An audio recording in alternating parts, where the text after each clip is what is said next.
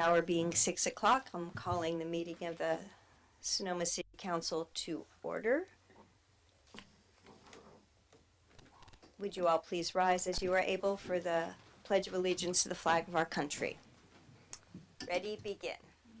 I pledge allegiance to the flag of the United States of America and to the republic for which it stands, one nation, under God, indivisible, with liberty and justice for all. Thank you so much. Monique is here filling in and being our clerk tonight. Thank you so much. We hope to not confuse you or ask too many hard questions. And just don't confuse me. That's the main thing. Would you please call the roll? Thank you. Councilmember Ding. Present. Councilmember Wellander. Here. Councilmember Farrar-Rivas. Here. Vice Mayor Gurney. Here. Mayor Lowe. Here. Thank you. Thank you. We have public comment through Zoom and in person for people who are able and willing to attend. We had no closed session. I would like to entertain a motion for approval of the agenda. I would like to put the motion to approve tonight's agenda. Okay, is there a second? I'll second. Any discussion on that? Seeing none, we could please call the roll. Councilmember Ding. Aye. Councilmember Wellander. Yes. Councilmember Farrar-Rivas. Aye. Vice Mayor Gurney. Yes. Mayor Lowe. Aye. Thank you. The motion carries unanimously. Thank you. At this point, we would entertain comments from the public on items that are not on the agenda. Things that are on the agenda, you will have 3 minutes to come up and comment on when that item is called. And someone who knows the drill has stepped right up, so please proceed. Hi, my name is Fred Allebach, 19550 8th Street East. I'd like to, as a member of the Sonoma Valley Housing Group, I'd like to extend my gratitude to Interim City Manager Linder and sincerest welcome to City Manager Gu, and give my compliments to a thoughtful and competent and graceful council. The Sonoma Valley Housing Group represents those who make 60% area median income and less, and those whose lower income clearly makes them highly cost burdened here. We are looking for fairness and equity, and we'd like to see the golden rule applied to housing policy. The unincorporated county here is killing the city on affordable housing production. For 100% affordable housing production in the last 15 years, the city has the 48-unit Alta-Madrone project, and the unincorporated county has 266 100% lower income units built or approved, and approximately 1,000 more in the pipeline with SDC and HANA project. If people in city and valley don't want Arnold Drive projects, where are the affordable options in the city with any numbers? Why can things happen in the unincorporated county service area but not in the city of Sonoma? One reason is that city land use policy that limits buildable land and creates a kind of combo of government and market rate monopoly and shortage of supply. It's government's job to limit market excess and not to cause them as well. Problem, in my opinion, is that the six cycle housing element calls for no rezoning at all, and 65% of the city is single family zoned. So the city needs to make room, upzone, and desegregate its higher opportunity areas. Putting 88% of the six cycle housing element very low and low income housing inventory on Highway 12 in 3 sites goes against affirmatively furthering fair housing law and counts as concentrating poverty and does not integrate concentrations of wealth. Now, hurry up, I got a minute left here. The East Side ADUs, plexes, and affordable by design, in my opinion, will not serve my 60% area median income cohort and below, and they won't integrate a segregated Sonoma. Housing element programs and policies call for a strong partnership with affordable housing developers. I suggest finding a partner as soon as possible, have quarterly meetings, and aggressively go after public land like the St. Francis Preserve or the Vallejo field to make deals for the Doyle lot and South Sonoma Sphere parcel owners to get dense 100% affordable housing projects there and annex them. I think we need stronger will to act and on the calling of our higher angels. I'm hopeful that with the new council, new city manager, and hopefully a young progressive planning director, we can break the housing logjam here and get to work on showing our generosity and inclusiveness to the golden rule for essential worker housing. Thank you. Before you start the clock, David, are you Gwyn or Gwyn? Gwyn. Gwyn. Very good. Gwyn. We practice all the time. Gotta change my glasses. Okay. Thank you. Good evening, all, and a special welcome to David Gwyn. I'm Dave Ransom. I live in Santa Rosa. I go to church in Sonoma. I'm a Methodist. I'm a member of the Sonoma Valley Housing Group, but tonight I'm speaking for Sonoma United Methodist Church. Late last year, the Church Council conducted a survey of the congregation, who requested that we convey the results to local government officials. We're including you in this, David, because it helps understand where folks' heads are at in Sonoma Valley. As you might imagine, Sonoma United Methodist is largely white and aging and composed of some folks who have lived here forever and some who have migrated here in recent years to retire. I'd say that we are a middle-class church, but given various economic crises since the foreclosure crisis now 15 years ago, that is no longer the truth. In fact, fewer than half of the church members responding anonymously said they feel financially secure. In fact, some reported that they are spending more than the federally recommended 30% of their income on their rent or mortgage, that they are cutting back on food and other necessities, and that they will have to leave town if the housing costs rise. They reported that family and friends are in the same predicament. 2 said they didn't know what they'd do if things got worse. That may help explain some of the other responses. A strong majority said they want local government to provide shelter for Sonoma Valley homeless. 93% said that. Happily, some local government action on that is now underway. Thank you. In addition, more than 2/3, 70%, said they support an empty house tax on second homes and vacation rentals. And just as many want local government to keep and expand the mobile home parks. Perhaps most impressive, since most of the church members who responded are homeowners, almost 2/3, 63%, said they think local government should adopt rent control and just cause eviction. Just as many said they want the Sonoma Developmental Center used for affordable housing.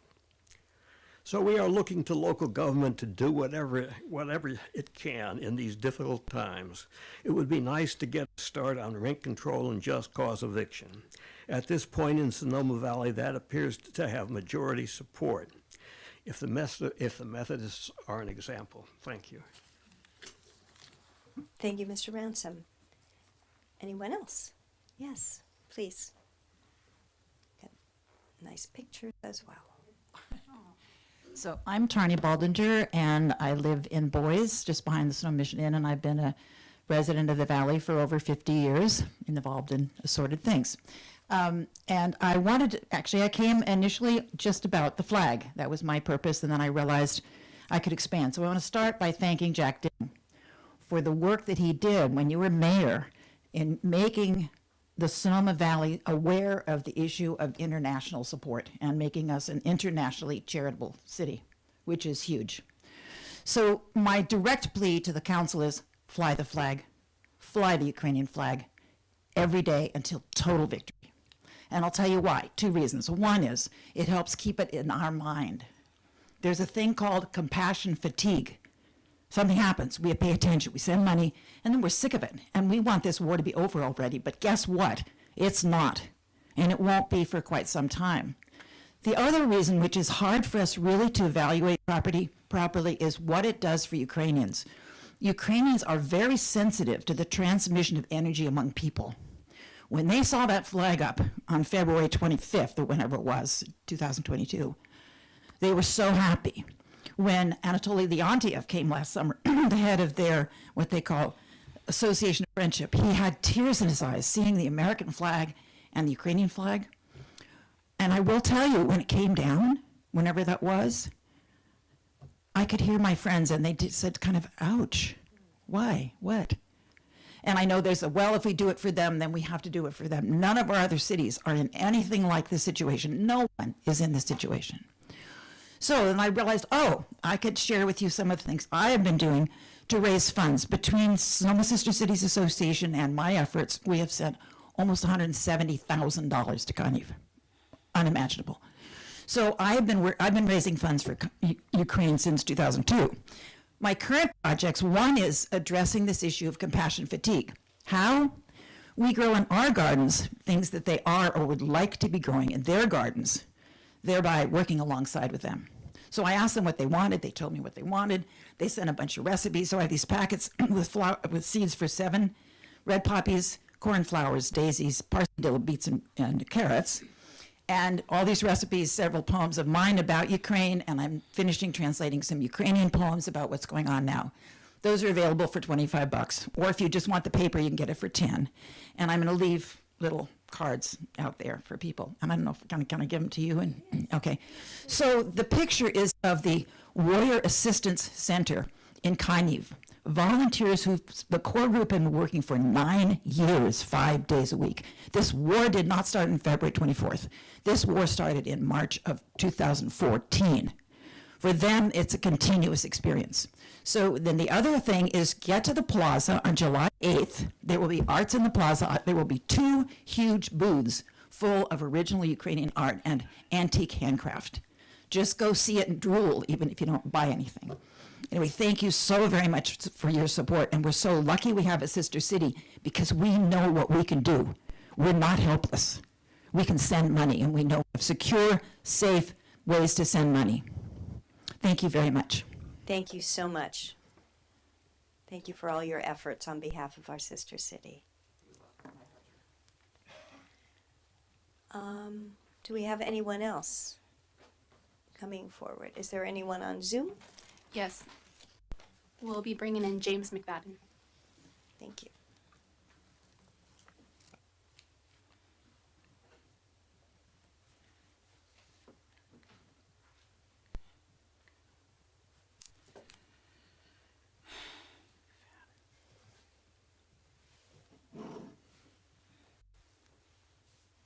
You can go ahead and talk, James.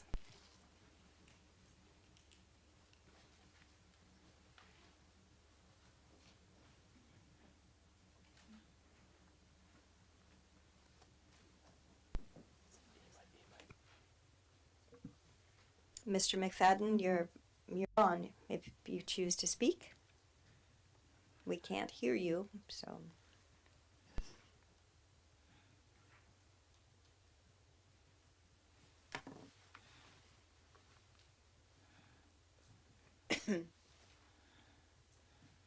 Well, perhaps we can send him a message in the chat, and if he can, or we can figure out how to make this work, we can bring him back.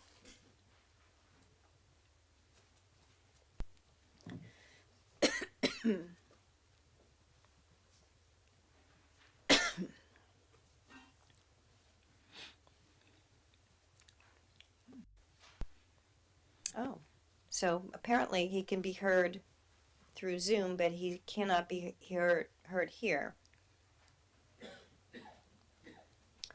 So we can just pause for a moment and let us see if we can get this to work. Hold on.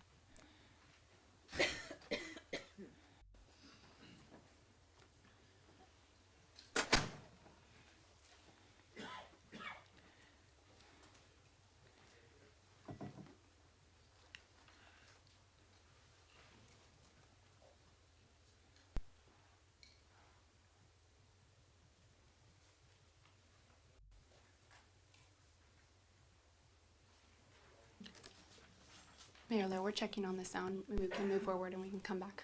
All right, so we are going to move forward, but Mr. McFadden, please hang in there with us. We'll try to get back to you when we feel like we have a solution. Okay? Moving on. Is there, yeah, I see there. They're going to have to handle it from over there, but people are raising their hands to speak, but we can't, the problem is, if we call on them, I'm afraid we're not going to be able to hear them, and that's the issue. So until we fix that, we're going to try to move on, and then hopefully we'll come back, because we want to make sure everyone has an opportunity to be heard. Do we have any meeting dedications this evening? We have none. Okay. We'll move to council members' reports and comments. And I'm going to start with Councilmember Ding, since you were so Thank you, Mayor. illustriously complimented. And well done. Thank you so much, Okay. Mayor Lowe. During the last couple of the weeks, I didn't attend any, city assigned a commission with the county. Instead, I was attending the last Wednesday and today. I was attending grand opening for Chinese Railroad Workers Center, and I represented Mayor Lowe because she was another busy, and it's kind of an honor because the Chinese American lady, her name is Florence Fan. She used to be the owner of San Francisco Examiner. She wanted to, honor these Chinese laborers and contribution, because 154 years, the 10th of the May, and the last final spike was put into the land of the Utah, and that is connected East Coast and the West Coast. That is finished in the transcontinental railroad. It is big indicator and a quick development economy for the United States. And I was honored, taking 3 minutes and a speech. So that I told everyone, I said, Chinese labor's contribution, not only for the railroad, even in our small town in the city of the Sonoma, hundreds nameless Chinese laborers help us build up the first California premium winery, just a couple of miles away from the downtown. So now I ask the people, don't forget Vissana history. That is my major event. Thank you. Thank you for representing us so well. That's amazing. Thank you so much. That's great, and especially this month, which we're going to honor very shortly. Yes. Thank you. Ms. Farrar-Rivas. Yes, I attended on May 8th the SCTA/RCPA, which is the Sonoma County Transit Authority and the Regional Climate Protection Authority meeting. And two of the things that happened in that meeting, one was that there was the approval of the interim plan for Highway 37. So there's an interim plan, and then there'll be a long-term plan. And part of that plan was that it will become a toll road, and that there's an anticipation that the new plan, which will be raise the road, and also this part I'm not positive about, but I think it's going to add lanes, and it's going to make it much faster. My understanding, it's going to probably make it as much as 50% faster for anybody traveling through there, and so it'll help all that congestion. The long-term plan, that should be finished by 2027. The long-term plan will take a much longer period of time for that actually to come through, because it will cost something in the amount of $40 billion, which is a lot of money. But one of the things they have to take in consideration there is not just the traffic, but climate, because 37 could very likely, be underwater in a couple of decades or 3 decades. So that was one thing. And then the other thing is RCPA. What they did is they adopted their environmental impact policy for SCTA and RCPA, which was very good. I looked at it, I was very impressed with it, and I think that's something that, that we can look at as a model. They're looking to also to become a certified green business, which I think is another good, exciting thing. I was previously owned a business, and we were a benefit corps, which is similar to certified green businesses. It lays out maps for people to be able to work in a way that they're constantly providing not sustainability, not just in sense of the environment, but also generally too in regards to how you're working with your employees. And then the current ED of SCTA announced her retirement at that meeting. So there was a lot. There was a lot going on at that meeting. So. Thank you so much for attending that. I appreciate it. Mr. Wellander. Yes, I had the chance to attend the Parks, Recreation, and Open Space Commission hearing last night, and I have 2 items to just update. One is it appears that we're hopefully going to be continuing to coordinate all of the recreational opportunities that exist in Sonoma with some sort of website that you can click on and ultimately be able to find out where I believe Steve Page is concerned about Tai Chi courses, and so he'll be able to find out about that. So that was, at least given consideration, the task was done by a committee that was sunsetted, but they are passing off where they left off, and hopefully the pros will take it up and run with it. And the second item that is rather not exciting, one might even call it mundane, but it looks like we're getting new trash cans for the plaza.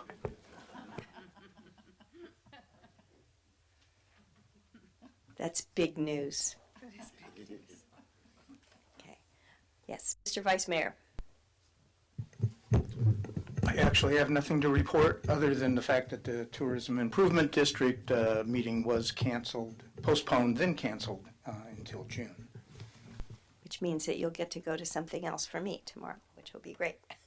I attended the mayor's and council members meeting, which is all the mayors from the county of Sonoma. It was held in Rohnert Park, and we received some information about how they're dealing with unhoused populations in their area. I was very impressed with a lot of the strategies that they've come up with, including having trained social work style people who could go out on call rather than law enforcement. They're finding that, at first law enforcement was concerned about it, but the police chief was there saying that it's working out really well. People aren't scared when people show up. They're able to help them with the things that they need. They're working in conjunction with the city of Cotati, which of course is right next to them, and a lot of reference was made to both Cloverdale and Sonoma of being sort of remote and not really close to a place where we could work together, but we're talking with Supervisor Gorin on similar strategies. I think I must have had 5 conversations with her over the last 2 weeks regarding, housing, regarding traffic. We had a meeting this afternoon with representatives from the State Assembly and Senate, telling them of our utter frustration and the lack of movement on behalf of Caltrans. I hope everyone out there is hearing this. That we want our issues to come to the top of the list, that it's absolutely unacceptable that people were actually killed in a crosswalk in our city, and that they're not taking immediate action. So we're coming up with strategies around that. We've made it very clear to our elected representatives that we can't wait any longer for them to take action. So that was important. I also wanted to, and I'm so glad Ms. Baldinger mentioned the sister cities tonight, because I was remiss in not mentioning that we had the sister city from Italy here a couple weeks ago. and in Greve, in Chianti, where the mayor was here. And so we were able to greet them and their entire delegation. They had a very nice meeting, and were able to enjoy many of the hospitality of Sonoma from our history of many Italians who have settled in Sonoma. So that was it was lovely to meet them, and they have an anniversary year next year, and are encouraging people to go visit them. So I think I'm trying to learn from previous mayor and expand into the world. It's so important to reach out, and thank you for the reminder tonight. It was excellent. And then, let's see, we had a lovely reception for our new city manager. It was very nicely appointed. Thank you for the Chamber of Commerce, who's just been a wonderful partner of ours, and we've all attended the Chamber of Commerce breakfasts and learned a lot about, you know, what they're doing for business and industry in the county of Sonoma. So very busy week. I had to look at my calendar and like, oh yeah, I forgot I did that. Oh yeah, I had that meeting. Oh well. Anyway, so that was that. So at this point, I'd like to sort of see where we are with public comment, if we can go back and see if we can bring in those folks, since we've been up here riffing for a while. We got I see a thumbs up over there. Okay, so So- we'll bring in James McFadden. Once again. Thank you so much, Mr. McFadden.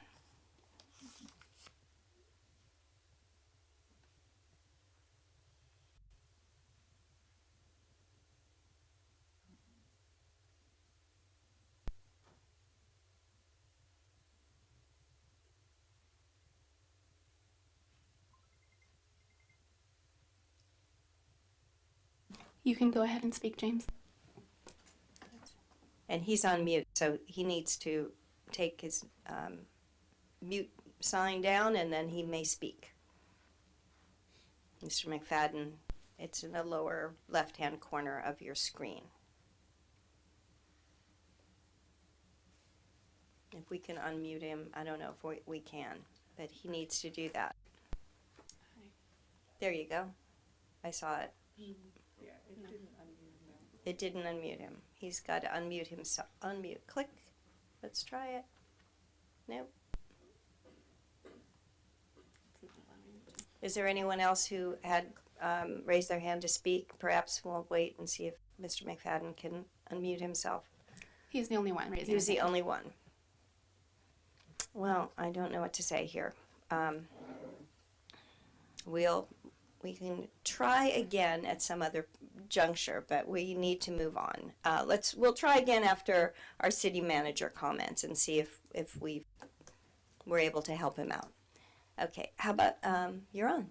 Great, thank Mr. you. Guin. Thank you so Thank you. much. Happy to be here. I think the first thing is I just want to thank the council and thank the community for the incredible and warm reception I've received both last week at the event, but also every day in my interactions with all of you. So I thank you so much. I'm excited to be here, and I'm looking forward to working with you all.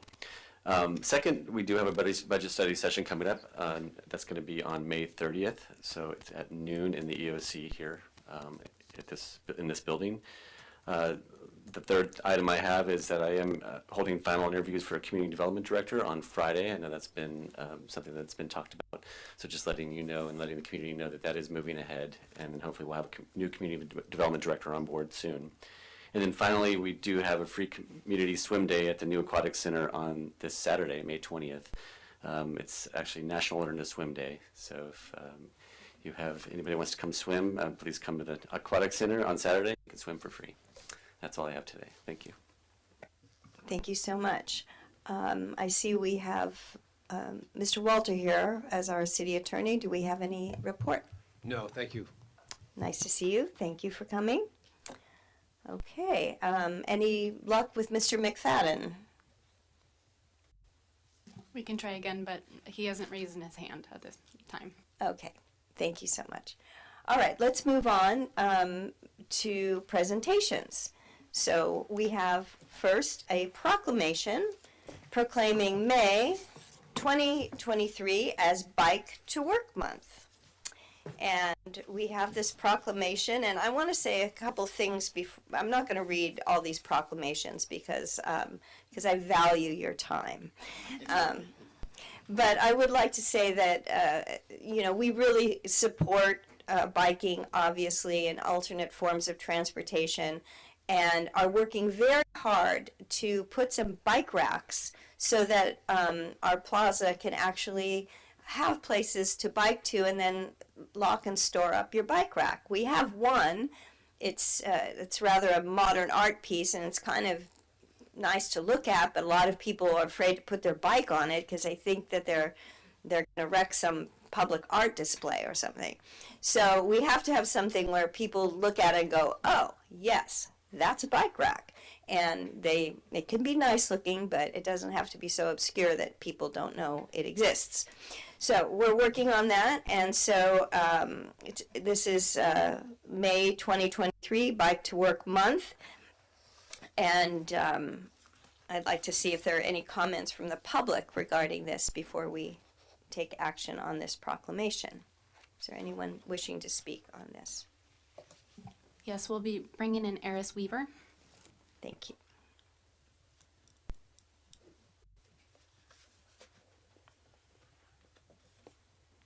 Hi, thank you. This is Eris Weaver. I'm the Executive Director of the Sonoma County Bicycle Coalition.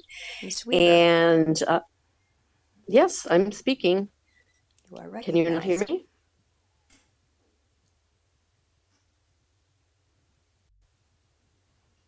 Are we having Zoom problems again? Are we having a similar issue? Yep.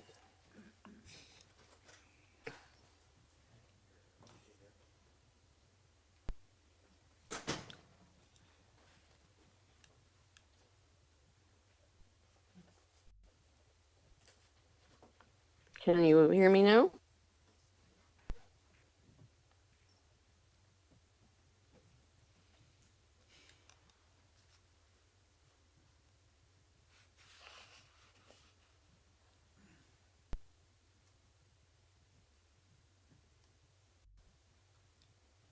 Where are we at? Any luck? 1 second. 1 second. Okay. Well, while we're working on that, let me read you a couple things from the proclamation. Whereas thousands of Sonoma County school children have received classroom instruction in bicycle and pedestrian safety and participated in skill-building bike rodeos facilitated by the Sonoma County Bicycle Coalition's Safe Route to School program, and whereas the Sonoma County Bicycle Coalition's Smart Cycling program has taught bicycle safety skills to thousands of adults, including a diversion program for recipients of cycling-related traffic citations, and whereas the Sonoma County Bicycle Coalition has produced numerous events and activities encouraging residents to ride a bicycle, including bike expos, ciclovias, bike film nights, bike swap meets, community rides, giveaways of bicycles and bicycle safety equipment, repair clinics, and Bike to Work Month. And whereas the Sonoma County Bicycle Coalition, the League of American Bicyclists, the Metropolitan Transportation Commission, and jurisdictions throughout the Bay Area will be promoting bicycling during the month of May, whereas these groups are promoting public awareness of bicycle operation and safety education in an effort to reduce collisions, injuries, fatalities, and improve health and safety for everyone on the road. I therefore declare that and commend the Sonoma County Bicycle Coalition for its contributions to the community and proclaim May 2023 as Bike to Work Month and May 18, 2023 as Bike to Work Day in Sonoma. So that is the proclamation that we are giving to the Bicycle Coalition, who is on Zoom and would like to speak, and we are working on it. So should we move on okay. So Mayor, may I just take 1 minute? oh, I'm sorry. Let's have public comment, please. Yeah, I just want to say, I forgot to say that I have oh. some That I did bring some of these materials with me at the very last minute. I didn't have many ready. And I'm going to just set everything out there. So Thank if you. anybody's leading, if you want to take a packet, take it. My information you. is there, how to send me the money. Appreciate it. Thank you so much. Yeah, we will take good care of it. Thank you. All right. So we will move on to, are there any public comments regarding the Bicycle Coalition? Yes, there's something happening in Depot Park tomorrow. There is a lot happening. Mr. Guin, you wanted to add to this, please. On Bike to Work Day, tomorrow from 8:30 to 11, there'll be an Energizer station at Depot Park hosted by the Sonoma Valley Chamber. So if you're riding your bike to work along the bike path, you can stop there and get some refreshments and some giveaways. And I understand that the vice mayor will be there. I've recruited him. In spandex, I might add. Okay, now, come on, you gotta go. I mean, I'm going. that's it. There's so many, yeah, that's next level, Mr. Vice Mayor, next level. Okay, let's go on into the next proclamation, and hopefully we'll get back to some public comments at some point. This is proclaiming May 27 as Solomon Shocken Day in the city of Sonoma in honor of business and civic leader Solomon Shocken. And a lot of you are aware of Shocken Hill because that's the place where we don't want a hotel and we want to hike, right? We all know that. So, but where did this come from? So I was really fascinated by this because it was as verified by the Sonoma Valley Historical Society. Solomon Shocken arrived in Sonoma in 1873 as Sonoma's first Jewish settler to establish a series of businesses and practiced the Jewish principle of contributing to the well-being of the community throughout his 40-year residency in the city of Sonoma.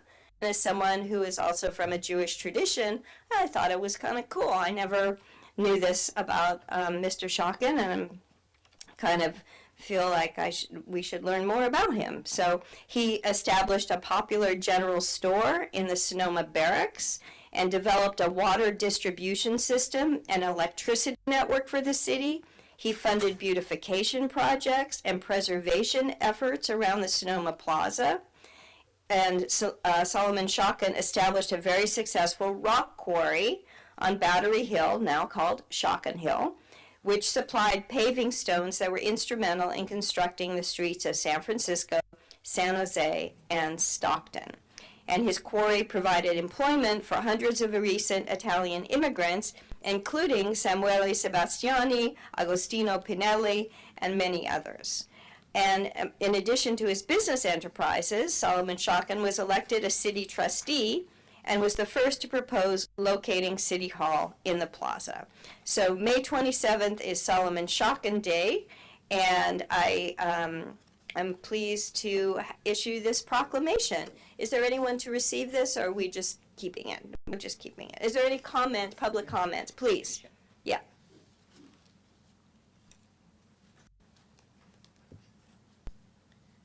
So Patricia Cullinan, President of the Sonoma Valley Historical Society, 425 Denmark Street. Sonoma's history is very important to our community's character. We're the place that California's journey to become part of the United States began. In addition, we were the last of the El Camino Real of Spain on the west coast of North America and an important Mexican town. Old buildings have a sense of character that's hard to replicate, but it's the stories of the people who shape the positive characteristics of our town that Solomon Shocken epitomized.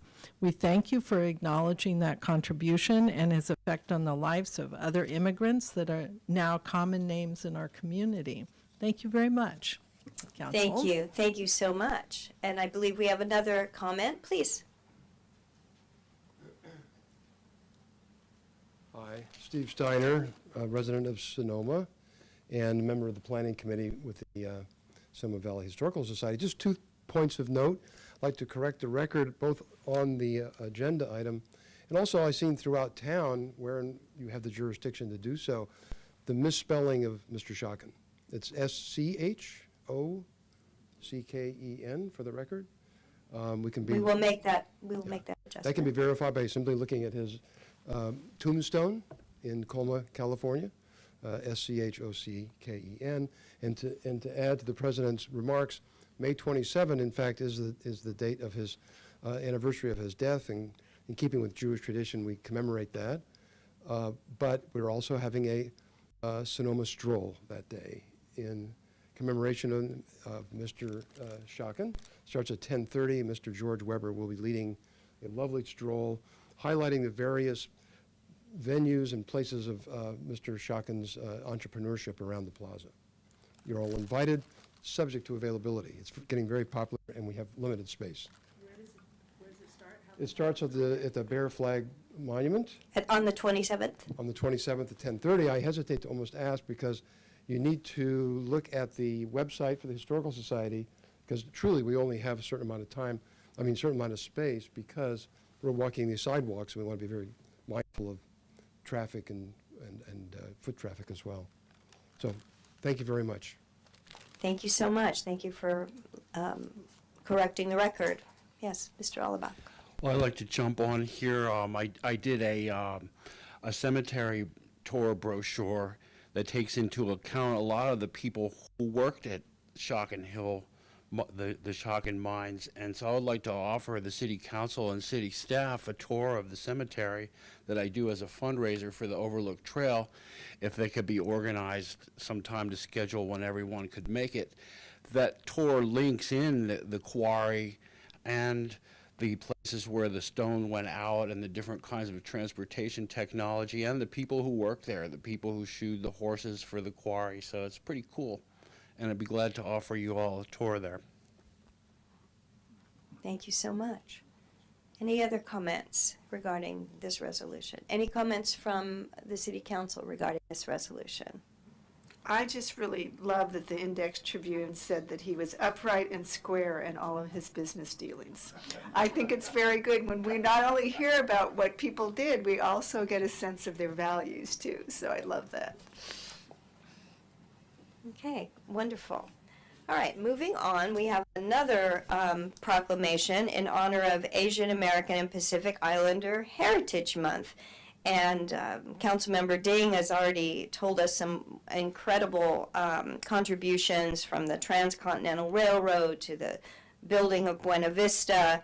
And this proclamation has many of those items in it. But I'd like to make a special point in reading this last whereas. Whereas it is essential to reject and combat all forms of racism, bigotry, and xenophobia, and to promote understanding, respect, and solidarity among all members of our community.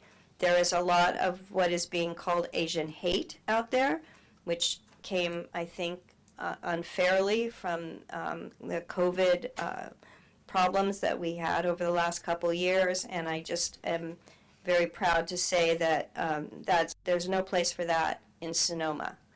And I'd like to turn it over to Councilmember Ding if you'd like to add any points regarding this month. Never enough to say thank you. Thank you to all in the community. And this community, nice, kind, and also have the broaden vision. They know the history, and then they know that right now, and then they know that the future. I appreciate it. Thank you. Thank you, Mr. Ding, and thank you so much for everything you do to help promote this throughout the year, not just this month, all year long. I've been to your presentations. They're wonderful. Any comments from the audience or the city council members on this resolution? Oh, Ms. Cullinan is coming forward. Thank you so much. I promise this is the last one. So the Sonoma Valley Historical Society has done a video called Murder at the Chinese Laundry. I believe I've sent it to everyone. I think it's a great title, but really what it talks about is Sonoma was a refuge of sorts for Chinese people during the expulsion acts. At one point, about a third of the population was Chinese. We had we had numerous Chinese businesses on the northwest corner of Sonoma Plaza, and that is all enumerated in the video that if you look at the Sonoma Valley history, our website, you can see the video. And I think it's Councilman Ding and I have been sharing some of the census where all the Chinese people are named, and we're in the process of listing those. Now, some of them were called John Chinaman, which was kind of the census takers were obviously had a bias, but lots of them do have names. So in the future, we will be naming those people or sharing those names with the community. So thank you.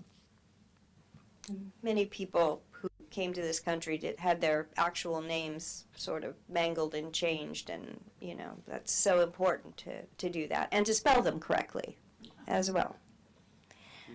You know, I want to make a little bit of explanation, and I totally agree with Patricia just mentioned.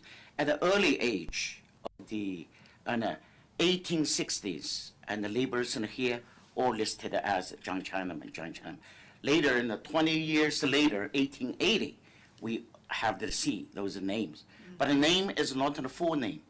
Just like first name and with an exclamation mark or something like that. Still not is a legal name. And I would like to ask your attention. And tonight, actually, they already in the broadcast. I haven't seen that. And the ABC News, Channel 7, today, they broadcast this piece of the history, wine countries, and I was, interviewed, and also I forgot, and also the Tom Blackwood in the Buena Vista, he made a big, the story about this piece of history. Just coincidence. The reason why so many activities this month is so-called Asia Americans Pacific Islanders Heritage Month, so an AAPI month. Thank you. Thank you. And you just kind of buried the lead there, is what we say. When you gotta get the good stuff up, So we can look on ABC News and we'll find out. We're gonna watch that for sure, and maybe put it on our website. That's great. Yeah. Any further comments from the public on this? Okay, moving on. It is Public Works Week, and always happy to dedicate a week to all the public works folks. Let me find the right thing here. As I was saying this morning, I was on KSVY and talking about all of these proclamations, that we all know about public works when we want them to do something because something isn't working right? And so we all know, okay, this thing is bothering me or whatever. But how about 99% of the time when everything's going great, right? So let's have a day at least, let's have a week to proclaim it's Public Works Week. So some of the things that they do, they focus on infrastructure, facilities, and services that are for the well-being of people in Sonoma. They couldn't be provided without these efforts of the public works professionals, engineers, managers, employees at all levels of government and the private sector who are responsible for rebuilding, improving, and protecting our nation's transportation, water supply, water treatment, solid waste systems, public buildings, and other structures and facilities. And I'm really honored to be able to author this proclamation for these hardworking essential workers who do make everything run. And so that's why people complain, hey, this isn't working, because we're so used to everything working, and we need to let people know that we appreciate it. So thank you to all the people in public works. So any comments from the public or the staff or anybody on that? Okay, this is yay. Yay, thank you. Absolutely. And keep that applause going, because the next one is the one you've all been waiting for. This is the proclamation, and I'm going to read this one, Mark, because you deserve every single word in it. This is with honor and gratitude to Interim City Manager Mark Linder for his dedicated service to the City of Sonoma. Whereas the City of Sonoma has been fortunate to have Mark Linder as the Interim City Manager since January 2nd, 2023, when he took the helm of a city in transition, and whereas Mark has displayed outstanding leadership skills and dedication to the city during his tenure, whereas his tireless efforts have ensured the effective and efficient management of city affairs, resulting in significant progress and achievements for the City of Sonoma, and whereas Mark has been an instrumental figure in assisting the City Council in identifying and advancing their goals and objectives while simultaneously fostering collaborative relationships with city staff and community members, and whereas the City Council identified the recruitment and hiring of a new city manager as priority number 1 for Mark, which he accomplished admirably, and whereas his vast experience and expertise in municipal governance, financial management, strategic planning have been valuable assets to the City of Sonoma at a time when multiple key staff positions were vacant, and whereas Mark's calm demeanor and wisdom gained from many years of city management service served to create a stabilizing environment for both employees and the City Council, whereas the city desires to express their gratitude and appreciation for Mark's dedicated service. Now I, Sandra Lowe, Mayor of the City, with the other council members, do hereby proclaim that the City of Sonoma expresses its sincere appreciation and gratitude to Mark Linder for his exceptional service as interim city manager. His contributions to the city have been immeasurable, and his unwavering commitment to excellence has been an inspiration to us all. We extend our heartfelt thanks to Mr. Linder and wish him all the best in his future endeavors. Well done, Mark.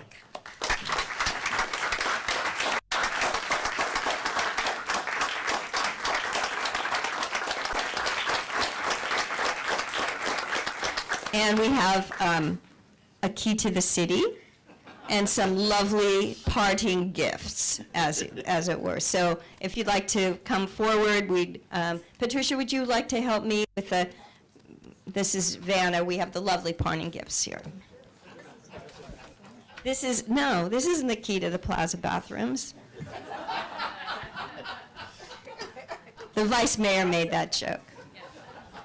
Okay, so this is a Distinguished Service Award presented to Mark Linder, Interim City Manager 2023, in grateful recognition for your selfless, dedicated leadership and service to the community. Here you go. Pose. We need to pose. Oh, okay. Turn around.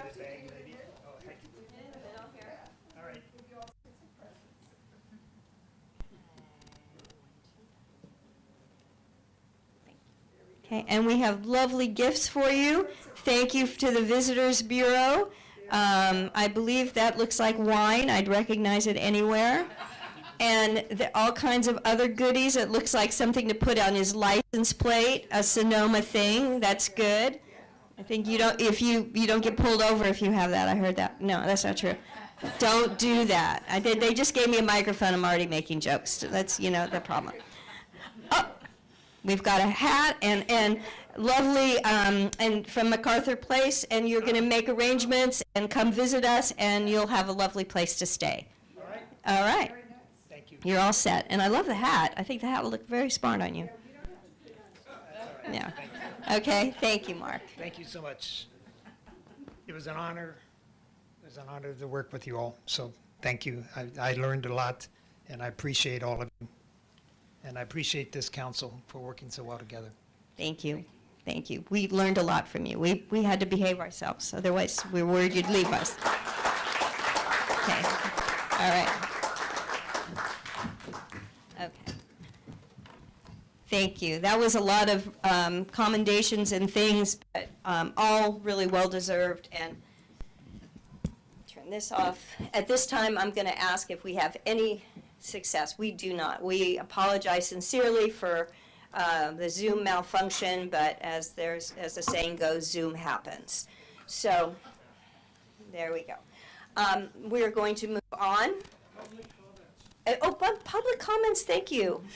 What would I do without my audience regulars? Thank you so much, please. Yes.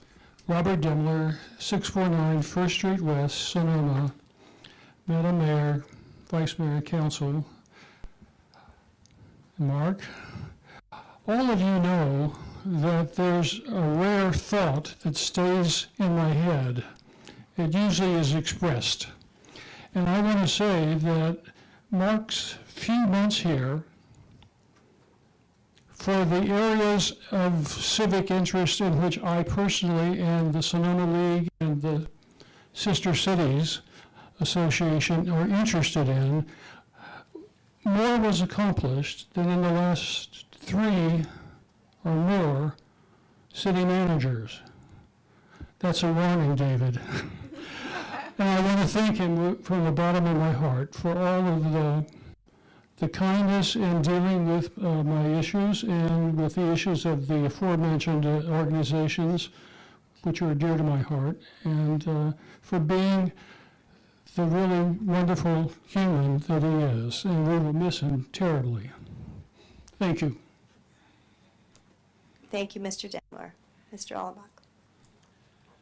Just real quick, I'd like to thank you, Mark, for responding to my comments and encouraging me. I really appreciate it. It means a lot to have someone from the top acknowledge you and encourage you, so thank you so much. Any comments from the City Council? Yes, Ms. Farrar-Rivas. No, it's just been a pleasure getting to know you. Just everything, also the help being a new city council person, just the guidance and your mentoring, but also all of our side chats that we had at our meetings. It just was really a pleasure to get to know you, and I hope you do come back and visit and that we stay in touch. There's so much to be thankful that you've done in the last 5 months, and I won't go on and on and on, but it's been noticed for sure. Thank you. Mr. Ding? Yeah, thank you, Mark. I still remember you was located by the former council member, Council Barnett. Yeah, we are struggling want to find the right one. He was searching online finally.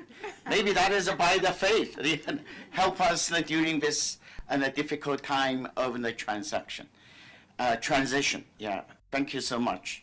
And also, I hope you can continue using your experience and your skills and help the city. Maybe do some independent project or something like that. And we like you and we need you. Thank you. Thank you. Anyone else? Nothing? Yes, Ron, please. I'll keep it short. I don't think Mark realizes where we were at prior to Mark. And I personally would like to thank you for doing, in a very short period of time, if nothing else, bringing some stability to a rather unsettling situation. So thank you. Mr. Vice Mayor. I have to chime in too. Mark, you did some incredible things, and perhaps the public doesn't even know that, but you went out and actually shopped locally and built relationships with the businesses, and interim city positions generally don't have that kind of investment in what they're doing, and so everything that you did just really contributed to the community, and I do thank you for that. Thank you, Mark. I think everything that everyone says, I echo that, and I look forward to when you come to stay at MacArthur Place and come to the opening of our bench in front of Reader's Books and all of the good things that, you'll let us know you're here. And if you're on TV, you'll let us know that too. So, because we'll want to know that. And we'll look forward to seeing you soon. Thanks again. All right. So let's move on. We are on annual report from the City of Sonoma Community Service Provider. I believe we have the Sebastiani Theater, and we have Lisa Jansen to introduce this item. Thank you. so I'll keep this nice and quick.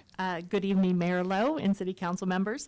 Tonight, we will be hearing from Jocelyn Vick, who is the board president of the Sebastiani Theater Foundation, and Roger Roten, who is the executive director, and who also has been providing 30 years of programming there at the Sebastiani Theater for adults and kids. So I want to welcome them to the podium, and as part of your packet, there's also the lease agreement. So we subsidize, we have a master lease agreement with, it's a commercial lease agreement with an organization that actually owns Sebastiani Theater, and then the city pays 50% of the fees, and then the Theater Foundation pays the other 50%. So, and that includes the lease agreement, the insurance, and the property taxes. So with that, I'd love to turn it over to Jocelyn and Roger.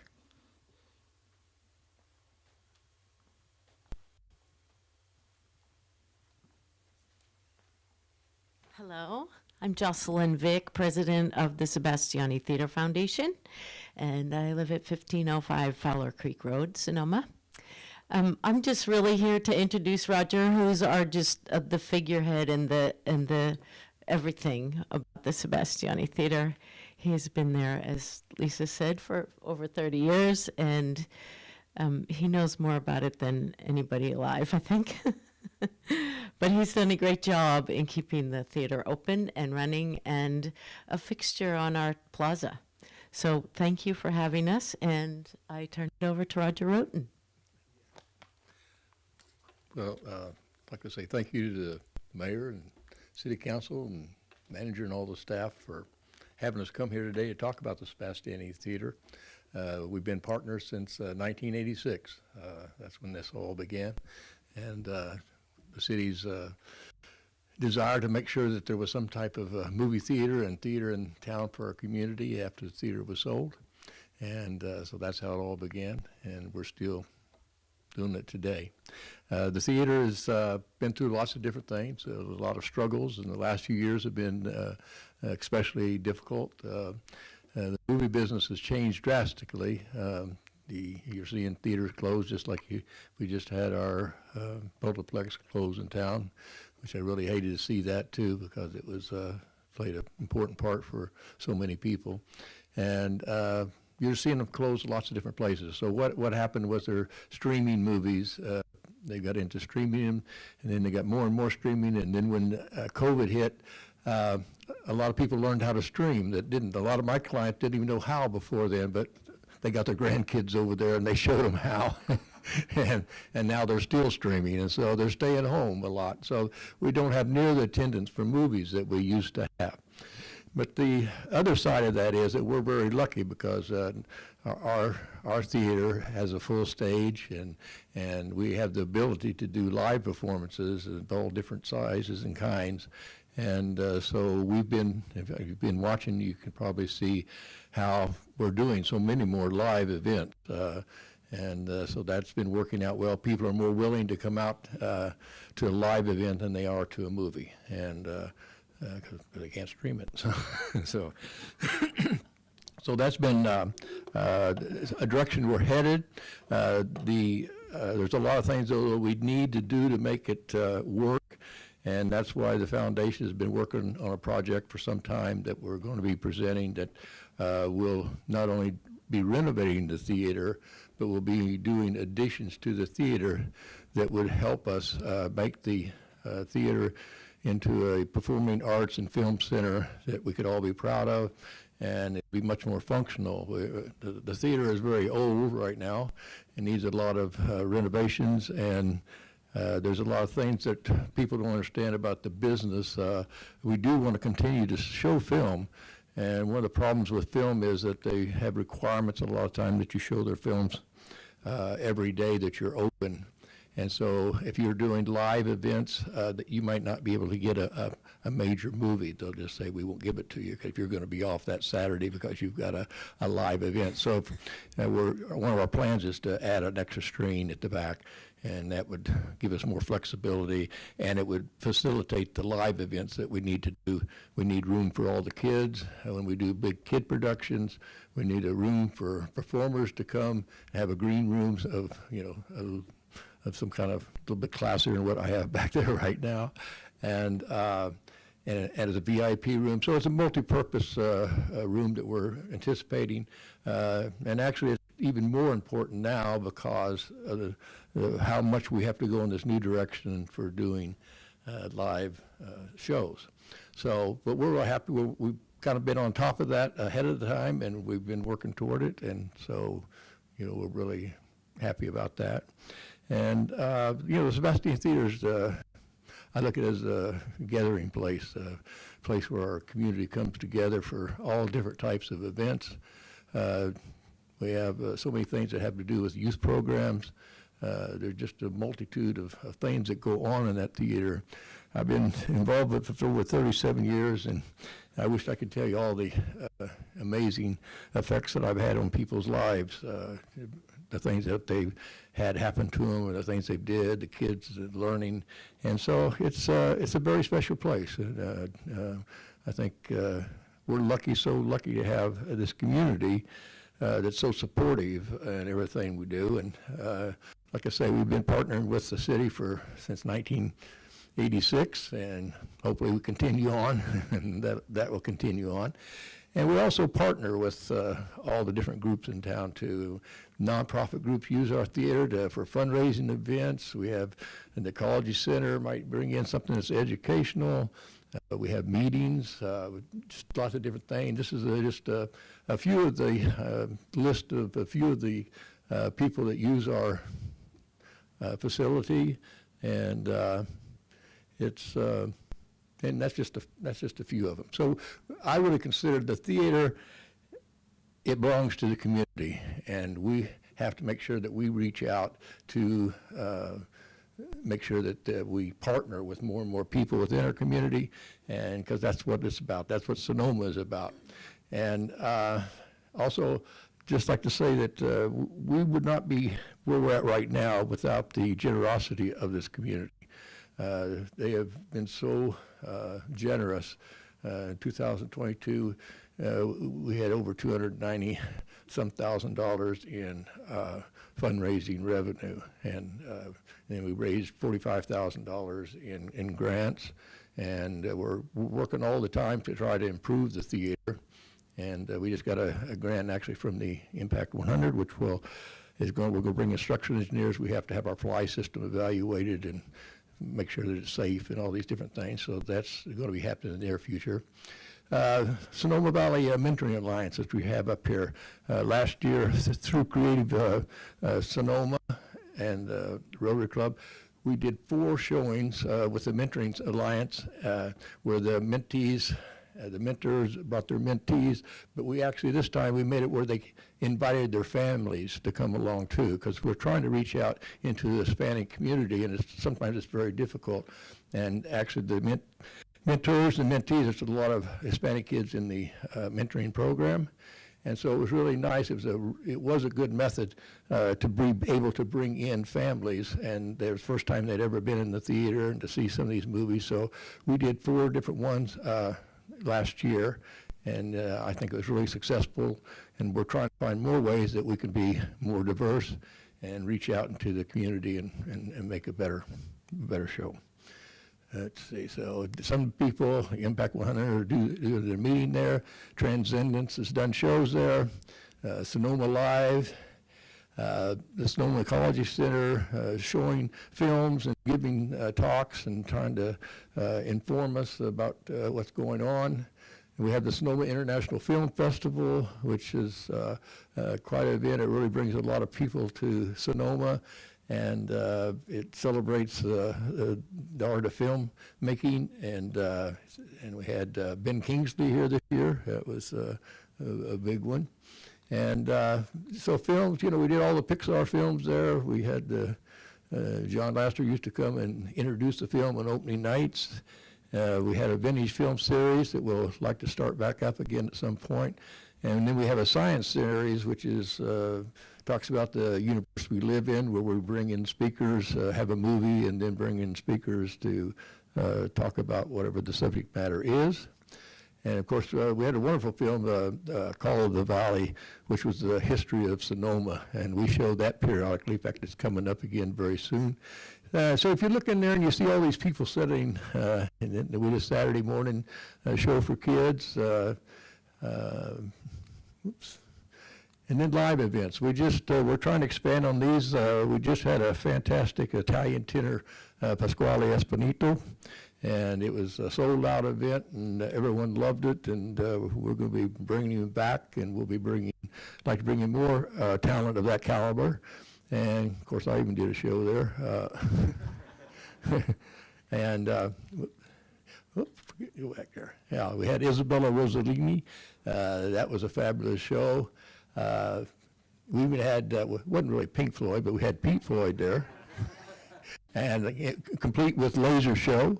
I mean, some people don't realize what all goes on in this theater. I mean, it's pretty amazing, actually. And this was Mario, the Maker Magician, and packed house, and I love the man. He teaches good values. He tells kids to go out and make things, and he tells them to do what they love. And this was the Susu Girls, some hard rock and roll. And we just got through having the fantastic Negrito. I guess he's a band that's going to be opening for Bruce Springsteen, so that was pretty good. And John McCutcheon comes every year. Vox Populi has been on our stage many times in the past. Sean Arskadden. And then we have our children's program, and for me, that's probably the part I like the best, is what we do in the area of children's programming. We have our annual Witch Poo Halloween show, usually 75 to 90 kids in it, and it's an opportunity for kids that you don't have to have any talent to be in it, you just have to come. And so we find that it's just very inspiring to see these kids as they come through the years and keep doing it. And then we have a Sebastiani Theater for Performing Arts Camp during the summertime, where we have some great instructors in dance and acting and magic and just a little bit of everything. So it's a great program. And these are the things that Woodland Star did their production there this year. And we have a new group, a children's group called Backyard Kids Theater. This is new, and it does wonderful work with these kids. Well, it's, these kids program, and they did Willy Wonka. And of course, the Sonoma Conservatory of Dance. I've watched so many kids grow up from when they're the little ones down on the floor till they become the major ballerinas, and this was the Snow Maiden production, which is a beautiful production that they do. They do 2 shows, annual shows in the theater, and it's, the theater is a place that, it's a real theater, and so when you perform on that stage, it's like the big time, and I think that it's inspired lots of young people to actually stay into the field of the arts, just because they understood what that was about, that kind of a stage and an audience being out there. And like I say, we're going to continue to show on film and trying to fill the theater, and we just appreciate all the support. This community is just incredible, and that's why we're still here after all these years, and I really thank the city of Sonoma for all their support, and we'll be coming back with our project, and we'll be talking about that a little bit more in the future. And so we do have a lot of things we want to get done. So that's sort of what's going on in the theater. Anybody have any questions? Any questions of Mr. Roten? Yes. Thank you, Roger. How about in the big program, the remodeling and the change, and then the theater, the back from the screen, and because last year we were on a visit to there, site visit. Is any in the progress? In the what now? You want to make a bigger construction changes. Yes, and that's what is the status, right? The status is we'll be coming before the Planning Commission, talking to them tomorrow night, and then we'll be going down the process now. We put in the application for the use permit, so we'll be back to see you guys in the near future. So it's finally coming down the pike, and I'm really glad to see that because it's been a long time. And so we're really excited about that because we think that we've got a lot of good things that we'd like to get done, and so we'll be seeing you soon. Thank you. Any other questions? Any other questions for Mr. Roten? Any questions? Okay, it's great. As you know, my son was very involved in Sebastiani Theater, worked at the candy counter. I've even been on the stage there, making a fool of myself. Actually, she's pretty funny. Yeah, I'm actually really funny. She missed her calling. She could have been a great comedian. Well, little do you know, that's really what I'm doing here. No. Well, thank you all. I really appreciate it. Thank you so much. And when you say that anyone can be in the show, I love that. I just love that. There's so many kids that just want to be in the show, and so many places make them try out. I mean, I knew that as a kid because I was obviously in theater when I was a kid. And you got kicked. You didn't get the part. And every kid gets to be in the Witchy Poo show. That's right. And that is like the best thing. They just love it. So. Congratulations. Well, and that's all because of my wife, Diana. And Yeah. I would like to give another shout out over here is to Tony Genesi. He's Yes. the general manager at the theater. Doing a great and job. he is doing a fantastic job. And without him, we couldn't do all the things we're doing right now. So big kudos to Tony Genesi. All right. Thank you Thank all. you now. Thank you so much.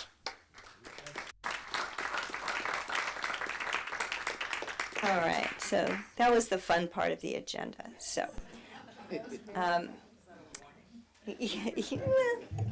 just wasn't it fun though? It was all good things. So we are at the consent calendar. Items on the consent calendar are considered to be routine and will be acted upon by a single motion. There will be no separate discussion of these items unless a member of the council pulls the item. We'll take a motion on acceptance of the consent calendar, and then I'll open it to the public for public comment.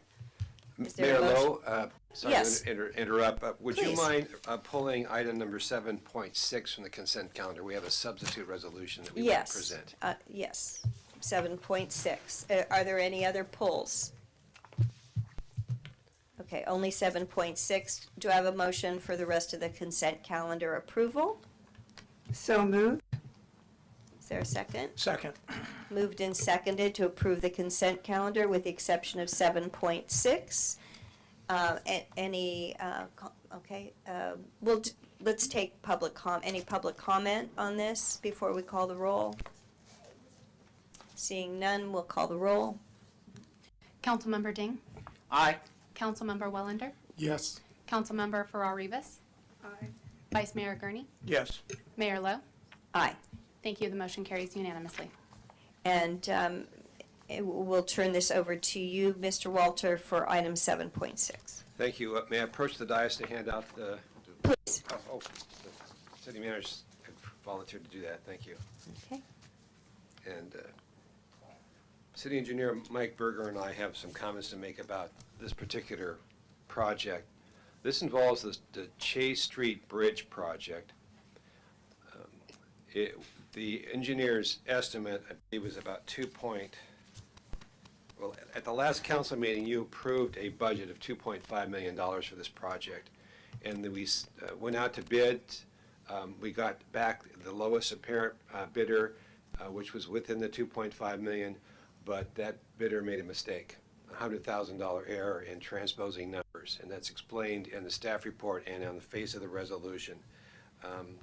The bid should have shown a $158,106 figure, and the contractor left off the 1 at the beginning of that number and bid a $58,106 item. So the contractor made a mistake of $100,000, which represented about 4% of the entire bid.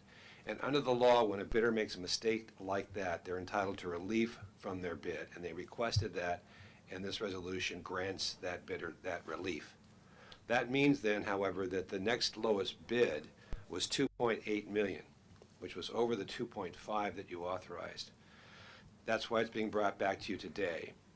And in addition, of the amount that comprises the project cost, the city has applied to Caltrans for federal funding and is expecting about 88.53% of the project cost to be funded by the federal government. The staff has resubmitted an application for those funds due to the new bid of $2.8 million. And it's not just the $2.8 million that the contractor has bid, but there's an additional $500,000 for construction management that's going to be performed by Gelati Associates. So the total construction cost is about $3.3 million, and staff has requested 88.53% of that to be funded by the federal government. Those funds have not yet been guaranteed. So in the event that the application for those funds is not forthcoming to the full amount of 88.53%, depending on the variance, if it's significant or material, the staff is probably going to be coming back for authorization by this council to fill the gap with city funds. Even as it's teed up for you tonight, there will be about a 12% gap between the contract, the project costs, and the amount of funds we'll be getting from through Caltrans from the federal government. Staff assures me that that 12% gap has already been discussed with the council, and there are funds available to fill that need. However, again, if the application to Caltrans for 88.53% is either denied or the amount that is awarded is less than 88.53%, this project will be coming back for further review by the council. The resolution before you has been modified to accommodate that contingency. And it's in red line format, so you can see the changes. The first change is in the center of the resolution on page 1. It basically describes what I've just said and talked about what the total project costs are and how we got there. It's the $2.8 million bid that this resolution authorizes you to accept through the city manager, plus the $500,000 in construction management, so the total cost is $3.3. Then at the bottom of the resolution, the meat of the resolution is on page 1 and 2. I've inserted with a little caret there at the last minute the words that said "and directs." As it reads now, it says, "Now therefore be it resolved that the City Council of the City of Sonoma authorizes the city manager to." I've included authorizes and directs the city manager to, so that the city manager knows that that's not only is he authorized to do that, but you want him to do it. And the first numbered paragraph, number 1, talks about the lowest bidder being relieved of its bid because of that $100,000 mistake. And then on the second page is the more significant revisions under number 2. It makes the awarding authority granted to the city manager contingent on the city receiving 88.53% of the construction costs from the federal funds. So it reads now, upon receipt of the authorization from Caltrans guaranteeing HBRR funds, that's an acronym for some federal funding program, equaling at least 88.53% of the project total cost, and then I specify what those are, he is authorized then to execute an agreement with Granite Construction for the $2.8 million bid. So those are the revisions that we are proposing the council adopt as part of this resolution. And if there are any questions, either I or Michael Berger can answer them. Thank you. Questions of Mr. Berger or Mr. Walter? Yes, please, Ron. A couple things. One is, I know this project has a tight window. What's the expectation as far as when we're going to hear from Caltrans?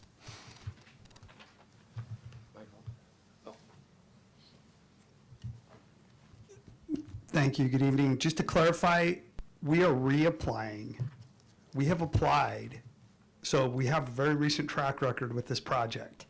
We applied for the original motion and AIS that was brought to council resolution that we got our original funding based on our original application to Caltrans. That was applied and received within 5 days. We, which is very fast. We reapplied on Tuesday, and although I don't anticipate it happening in 5 days, I believe it's going to be in commensurate with our schedule, Caltrans approval. And we still anticipate getting the full amount that we've requested. That's the track record. And not my track record, that's the industry's track record. And we've looked into that a little bit, and we believe that we're gonna get that full amount that we've requested. If we don't, then we're probably gonna be coming back with a special request. But that's not anticipated. So, a couple things. Are you speculating that the 300,000 difference between what we authorized and what actually it is being accepted by the bid from Granite, that it's just, there's a lot of work out there, people don't have sharp pencils, or did the engineering of this get more complicated, or what's your gut on that? The industry right now is running very high with prices. Okay. And I believe the first estimate was the first bid that we received. As Jeff stated, they made a $100,000 mistake on it. Obviously, it was low for that, but it looked a little bit low in addition to that. And so we received 5 bids from 5 different reputable bridge contractors on this job. And I feel that we have a really good spread of what the market is, the flavor of the market at this time. So if Caltrans does not grant this federal funding, what options do we have? We have options. We have both Measure M transportation and gas tax funds that we can come back to council and request to utilize some of that money. And if I'm not mistaken, those were the 2 funds that you were suggesting last time that was going to fill in that 12% gap. That is correct. And what we would do, sorry to cut you off, what we would do is we would ask for more than the 12%. The 12% and the numbers, we have appropriated those both for this budget. Those are appropriated in the current budget that we currently have, and they're appropriated in the future budget that we're going to be talking about on the 30th, representing the 12%. Okay. And my last question, and this is just poor memory. I didn't know that the construction manager is Gelati. Was that the one that was presented to us for 500,000? No, I want to clarify. That was, Jeff and I are working on this afternoon, dotting I's and crossing the T's, and that's Ghirardelli. Thank you. I misspoke. No problem. I just wanted to confirm. Thank you. That's it for me. Thank you, Mr. Wellander. Any other questions of Mr. Berger? Okay, thank you. Any comments from the public on this item? Okay, seeing no public comments, we'll bring it back to the council.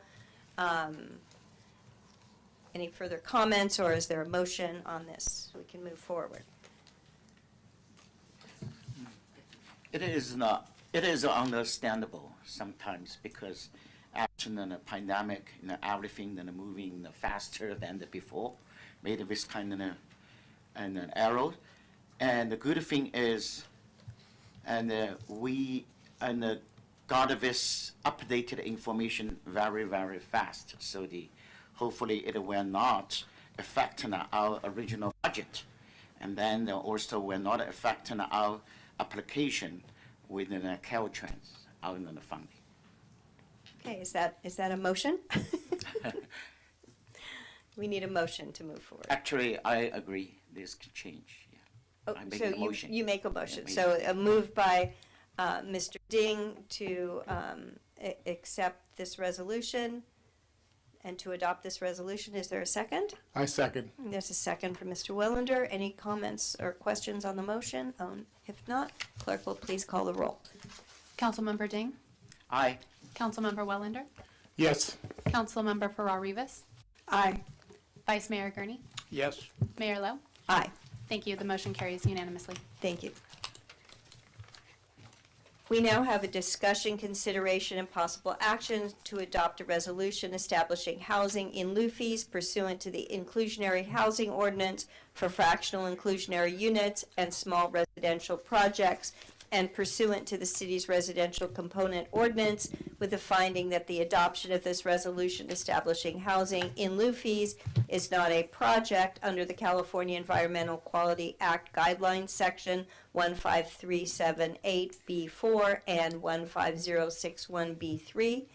And we will have our interim planning and community services director introduce this, and after we have questions, we will have open it to the public, as this is a public hearing. Please. Good evening, Mayor Lowe and members of council. Laura Simpson, Interim Planning Director. The item before you is, as you mentioned, the consideration of a resolution establishing housing in lieu fees pursuant to the city's inclusionary and residential component ordinances that apply to certain commercial and mixed-use zoning districts within the city. I want to first say that both of these ordinances do support the city's primary goal of the creation of affordable and market rate housing within the city. In terms of the city's inclusionary ordinance, that requires that 25% of new projects be built on-site and remain as affordable. Secondly, the residential component requirement is required, it does require on certain parcels, again, that the housing square footage that's provided be equivalent to the commercial square footage on those sites. And it's only in very limited circumstances that a developer would be able to have the option to request the in lieu fee, and that would have to be, in those circumstances, approved by the Planning Commission.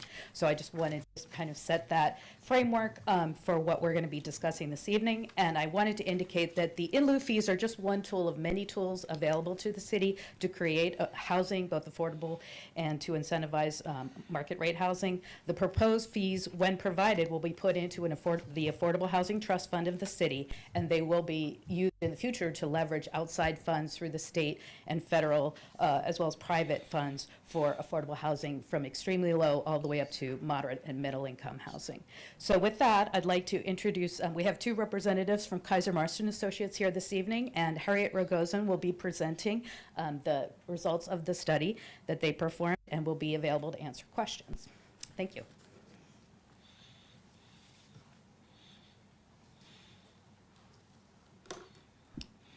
Good evening. I'm Harriet Rogozin from Kaiser Marston Associates, and I'm here with my colleague David Dozema, and he'll help answer questions as they come up in case I'm hearing from a different voice. Helps to clarify some of these things as we go through them. I knew. Okay. There we go. Okay. Thanks. So as Laura mentioned, Kaiser Marston was asked to conduct an in lieu fee analysis for 3 different in lieu fees that are in front of the council today. A fractional inclusionary unit and a small residential project fee. Those are both under the inclusionary housing ordinance. And then an in lieu fee for the residential component. So I'll talk first about the inclusionary housing. The inclusionary housing in lieu fees, and I'll just go through each one individually and explain the framework behind them, the thinking behind them. In general, the inclusionary housing, the in lieu fee methodology is based on best practices from the industry. We have extensive experience designing these fees for other cities and working with city attorneys and outside legal consultants on these fee calculations. So that is what they are rooted in, and I'll walk through the analysis as we go through. The inclusionary housing program was updated in 2021, so pretty recently. It requires 25% of all new residential construction to be set aside and designated as affordable housing. It allows for in lieu fee payments only in very specific circumstances. The first is when the 25% requirement results in a fractional unit less than 0.5. And the second situation in which the city would allow an in lieu fee payment is for projects with 4 or fewer units. So we're calling those small projects. The ordinance specifies that the city council shall adopt a resolution setting forth the amount of the fees, and that is what is in front of you today. So the analysis starts for all 3 fees, actually, with this concept of that we're referring to as the full in lieu fee calculation. So this is an estimate of the cost of providing the required inclusionary units on site. So it is a reflection of 2 key components. The first is the affordability gap, which in this situation is the difference between the value of a market rate unit and an affordable unit. So with a for sale unit, it would be the difference in the sales prices between the market rate unit and the affordable unit. With a rental unit, it would be the capitalized value of the difference in the rents, so the market rate rent and the restricted affordable rent. So there's the affordability gap piece, and then there is the second piece, which is the 25% of all of the units need to be affordable. So you have the affordability gap would be the cost per unit, and the 25% is the percent of all of the units in the project that would be set aside as an inclusionary unit. So this fee is going to be established on a per square foot basis. So the final piece of the calculation would be to, using an average unit size, bring that fee calculation down to the per square foot level. So the full in lieu fees, which would represent the cost of the entire obligation, the entire inclusionary obligation, for sale projects comes out to $97 per square foot, and for rental projects, $110 per square foot. So those are the full in lieu fees, and then I'm going to talk about how we get the fractional in lieu fee from that. So the fractional in lieu fee gets adjusted down based on, in this case, the developer would only be paying the fee for the small fraction of the unit that they're not providing. So we have to adjust the full in lieu fee for that small fraction of the obligation that is going to be paid for using a fee, or complied. The ordinance will be complied with using the fee, and we multiply that by the total square footage of the project. Those formulas are a little bit hard to wrap your head around, so I'm just going to walk you through an example because I think it helps understand what I'm talking about. It's a little bit hard to read maybe for some of you, but that top line is a sample project. In this case, it's a 17-unit project, 1,400 square feet per unit, so a total of 23,800 square feet. The inclusionary obligation is 25%, so 25% times the 17 units results in a total obligation for that project of 4.25 units. So the city's ordinance would require that 4 of those units are provided on site, and then the developer has the option for that additional 0.25 of a unit, that's what we're calling the fractional unit, an option to pay a fee for that 0.25 of a unit. So using those pieces, those numbers up there, and the formula for the fractional fee, it would be the full in lieu fee, which would be 97, times the fraction, like the share of that total obligation that would be paid for with a that would be paid with the fraction, would be 0.25 units divided by the full obligation of 4.25. So that's the share of the fee that's going to be paid, and then multiplied by the size of the project. And that comes out to, in this example, $135,800. So the project could either pay that amount, or it could round up and provide that 5th inclusionary unit.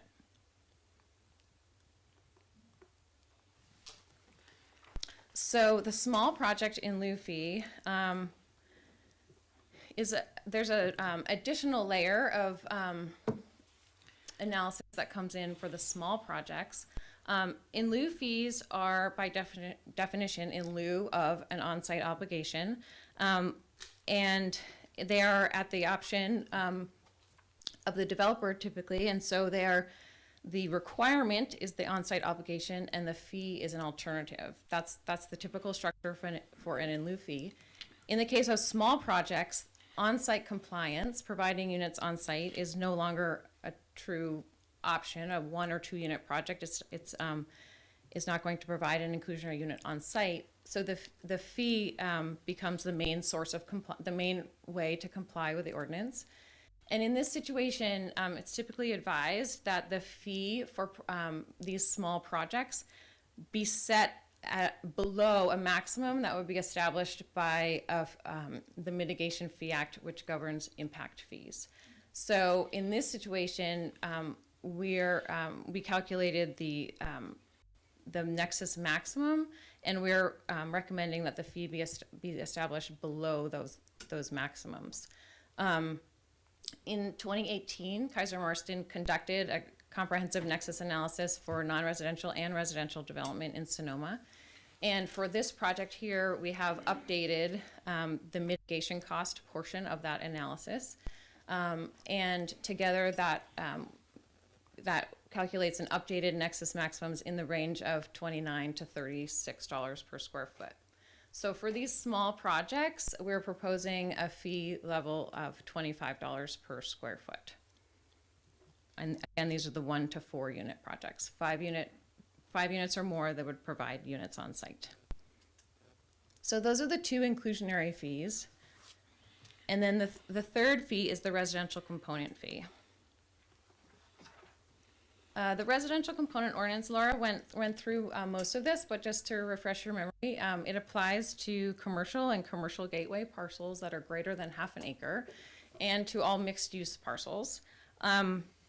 It requires a residential component to be included on site equal to the square footage of the commercial development that is built on site. On-site compliance, the construction of housing is clearly the city's preference. However, the city adopted an amendment recently that will allow an in lieu fee under certain circumstances and only with Planning Commission approval. The circumstances are listed here. This is not an exclusive list, but these are 3 of the circumstances in which the Planning Commission would consider approval of an in lieu fee. There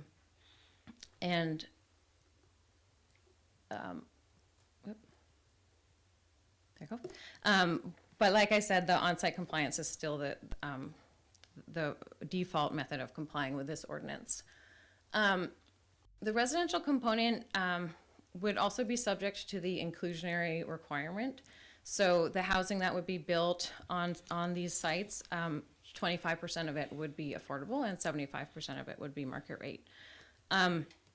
If you think back at the first slide where we walked through the calculation of the full in lieu fee, the first portion of that is that affordability gap. So the difference between the market rate unit and the affordable unit. And when we think about calculating an in lieu fee for this residential component, we have market rate units and inclusionary units. And so the affordability gap, there's no affordability gap for the market rate units. Market rate units, the value of the unit supports the development costs of those units. So there's no additional cost of providing those units. However, the affordable units on that site that are not going to be provided in the situation do have an affordability gap associated with them, and therefore the in lieu fee is based on that affordability gap associated with those affordable units. In addition, the monies, as Laura said, are going to be deposited into the Housing Trust Fund, which is for the provision of affordable housing. And so structuring the in lieu fee on the affordable units that are not provided is in alignment with how the fee revenues will be spent. So the residential component in lieu fee, it's, like I said, going to be based on the full inclusionary in lieu fee with a small adjustment. We made it, the inclusionary fee is based on a net figure, so it would exclude any common area in a development. It would exclude any hallways or shared stairwells, that type of space. The residential component ordinance is written in a way that would include that square footage, so we made a small adjustment in order to make the fees equivalent, because they will be charged on a slightly different definition of floor area. So with that slight adjustment that would makes the fees equivalent, the calculated full in lieu fee there would be $93.50 per square foot. And so city staff and Kaiser Morrison are proposing a fee level of $100 a square foot for that required residential component. Again, this fee is only when only to be used in certain circumstances when the Planning Commission feels that it is appropriate. Just to walk through an example of that fee and how it would be applied. In this example, that first blue line that's hard to read is the commercial square footage. In this example, is 10,000 square feet. So therefore, the required residential component would be equal to that, which is 10,000 square feet. And then the in lieu fee is $100 a square foot. And so the total in lieu fee with subject to planning commission approval would be $1 million.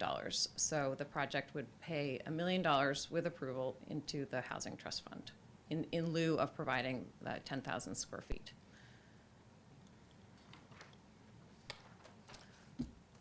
So in summary, the proposed resolution in front of you has the fractional unit fee is a formula that would be based on a portion of that full in lieu fee, which would be set at $97 a square foot for sale units and $110 for rental.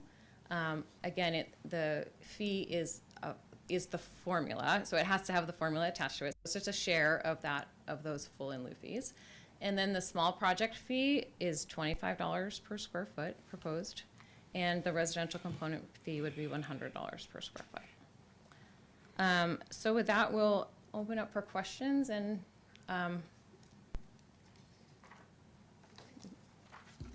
Thank you very much. We'll start with questions from the council for the consultant. I see Post-its. I see Mr. Wellander, please. Thank you. In terms of this affordability gap, is that legislated from Sacramento? Or if I'm a developer coming into a community like Sonoma and I read the ordinance and it says, you want to build houses here, you got to have 25% inclusionary. I'm confused as to why we have to give credit for the gap. Because again, I'm going back to our goal is to build housing. And I would love to get some clarity on that if I could.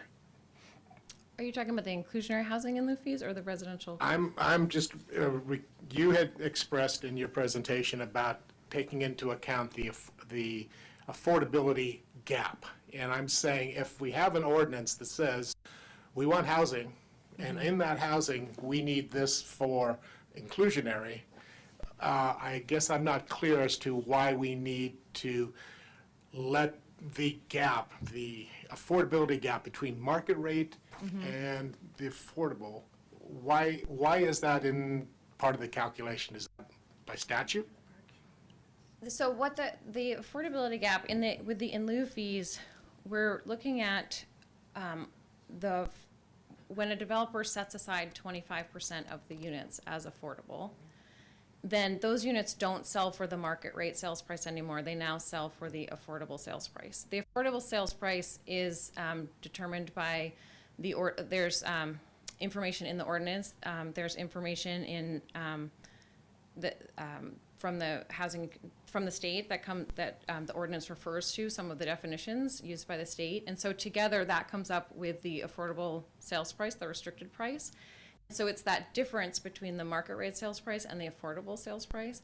That's the difference that we use to estimate the cost of on-site compliance. So we're essentially translating the on-site obligation of 25% of units at 10% very low, 10%, that formula, we're translating that into an estimated cost of complying with the ordinance. And that is how we establish the fee. But so we're not giving credit.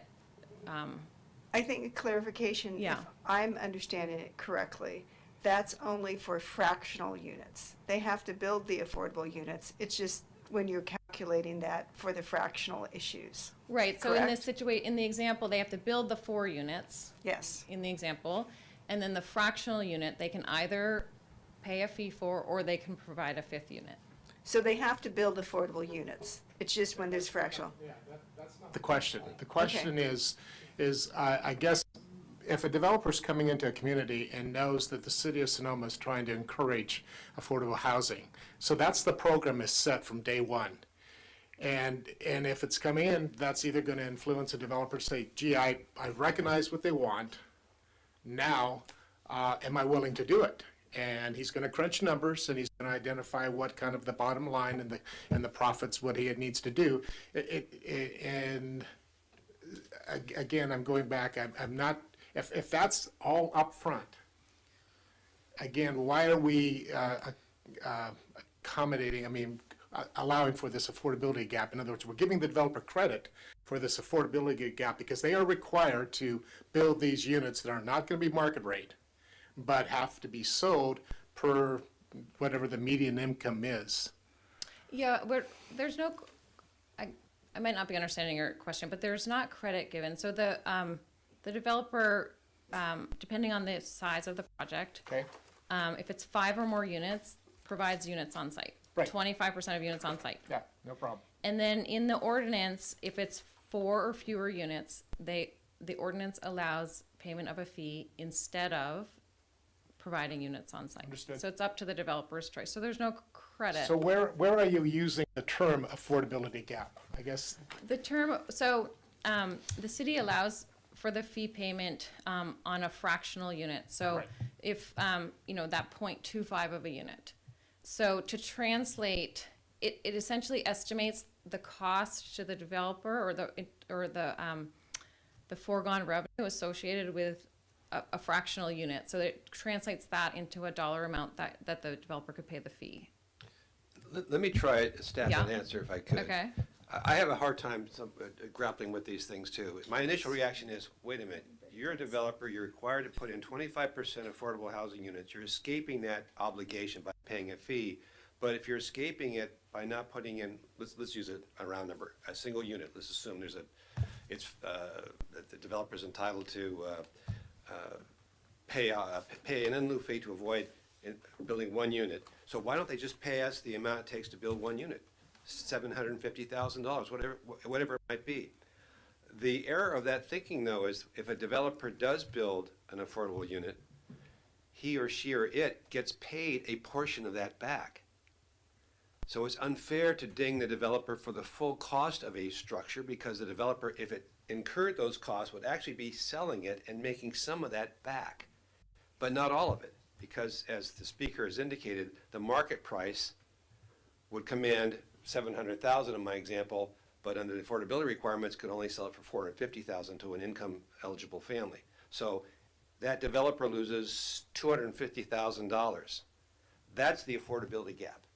And that's the price the developer has to pay us.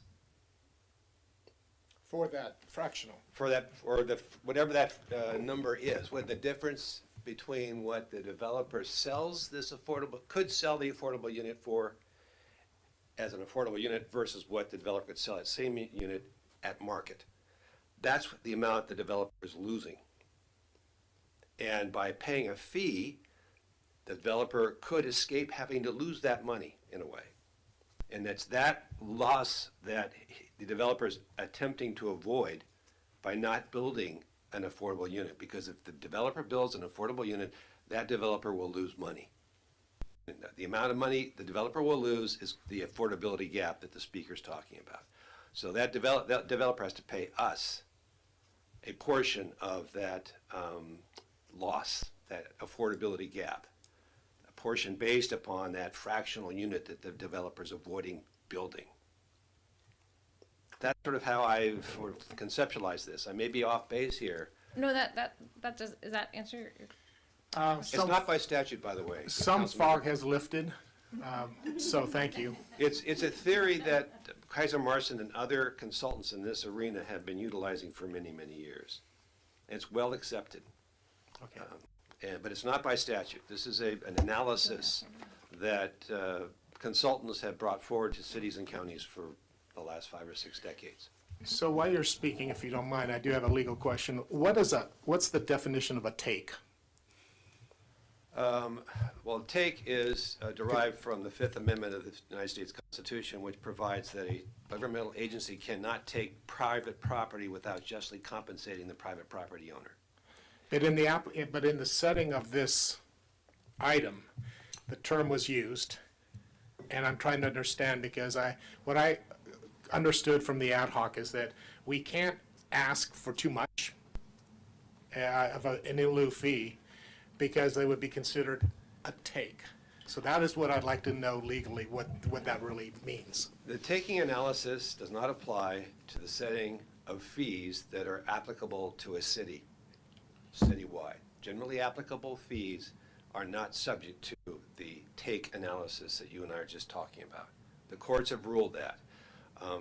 The Supreme Court ruled in a Nolan case and a Dolan case that when you're extracting as a city concessions from a developer, such as an obligation to grant an easement for a bike path through the middle of the developer's property for public use. That then implicates takings jurisprudence. And that in order for that to survive a challenge, there must be a nexus shown between the development's impacts and what the city's extracting, and then the extraction must be roughly proportionate to the impacts. So I guess misinterpreted, so there is no application on a potential threat of someone saying that's a take? No. I would Okay. like to read you an excerpt from a case, if you'll bear with me. If you wish, it's not necessary, but Okay, then I won't do that. But basically, the courts are saying that when it comes to fee setting, it's a reasonableness standard. Is there a reasonable theory that is not completely arbitrary, capricious, and without some evidentiary support? That's the standard that governs what you're doing tonight. Thank you, Harriet. Thank you, Jeff. Okay, any more questions, Mr. Wellander, before we move on? You're done. Okay, let's look to this side. I see Mr. Ding's light on. Does that mean you have a question or just decoration? Oh, yes. Let me ask you a different question. Here I haven't a complete understanding here. Later I need to study a little bit more. Based on the roofing rate around $100, how did you calculate to find this number based on the cost of the material and the labor cost? Could you please explain a little bit of detail? Yeah. I have, well, there is a slide, but essentially what we did was, I'll talk about it on the for sale side. We looked at what a market rate unit sells for in Sonoma. We looked at the median sales price in Sonoma. And then we also calculated the weighted average affordable sales price per your inclusionary ordinance. And so the difference between the market rate sales price and the restricted price that an inclusionary unit would sell for, that's what we were just talking about, that's the affordability gap. And we would multiply that by the requirement, which is the 25% on-site requirement. And then that gets divided, that's the cost of complying it with the project, with the ordinance, and then that gets divided by the average size of the unit to come up with the $97 per square foot. So it's not based on the cost of constructing the units. It's based on the difference in the value of the market rate units and the affordable units. According to your experience, the difference in the gap, how did you figure out this gap? So on the for sale side, it's the difference between the market rate sales price, which we estimated using sales prices of homes in Sonoma, and the affordable sales price, which is the price that, per the ordinance and city policies, it's the restricted price that an affordable unit would sell for under your inclusionary housing ordinance. And that's the gap. Okay. If this number will be changed according to the living standard or the income level, or that number does fluctuate over time as the sales price, market rate sales prices change and the income levels change, and underwriting criteria change. Those numbers do change over time. over time, how often? Well, the numbers are like that. The figures would change, but typically analyses are conducted every 5 or so years that you might redo it, and then a lot of cities use an escalator for the interim period. They would use some sort of cost escalator for the in-between years. Thank you. Thank you, Mr. Ding. Any questions, Mr. Farrar-Rivas? No, I think my questions got answered by Okay. those other questions. Thank you. so. Mr. Vice Mayor, questions? In the proposal before us tonight, is there an escalator included? I don't think it's part of the fee resolution, no. It's not in the current fee resolution. All right. And then lastly, I believe there was a fee of $25 per square foot at one point in one of your slides on page 7. I'm I'm just curious, since all the other figures that we had as examples were $30 or, well, $29 to $36, why is it that we're lower than all of those? Those are a maximum. So we set it just as with a cushion under the maximum, and as you know, a maximum it changes with the market, and so it creates a cushion. And especially if it's a fee that you're going to escalate, you would want to have a cushion between the maximum and the fee that we were recommending. But it's a recommendation. Thank you. Okay. Ms. Farrar-Rivas, please. So I do have a question. I thought this would be more kind of in the discussion period, but just if, in the way the wording is used around these examples, at the bottom of the examples, it states that that they can either pay the fee or build the unit, right? But the way it's stated there, it doesn't fully reflect the intent, which is to build housing. And I realize that that's our intent, but, I just want to make sure that in the final language, it's actually clear that the number one is that they build housing, and if they can't build housing for some reason, this is in regards to the commercial, and I know you call it the residential component, but it's for commercial buildings, which makes this all the more confusing.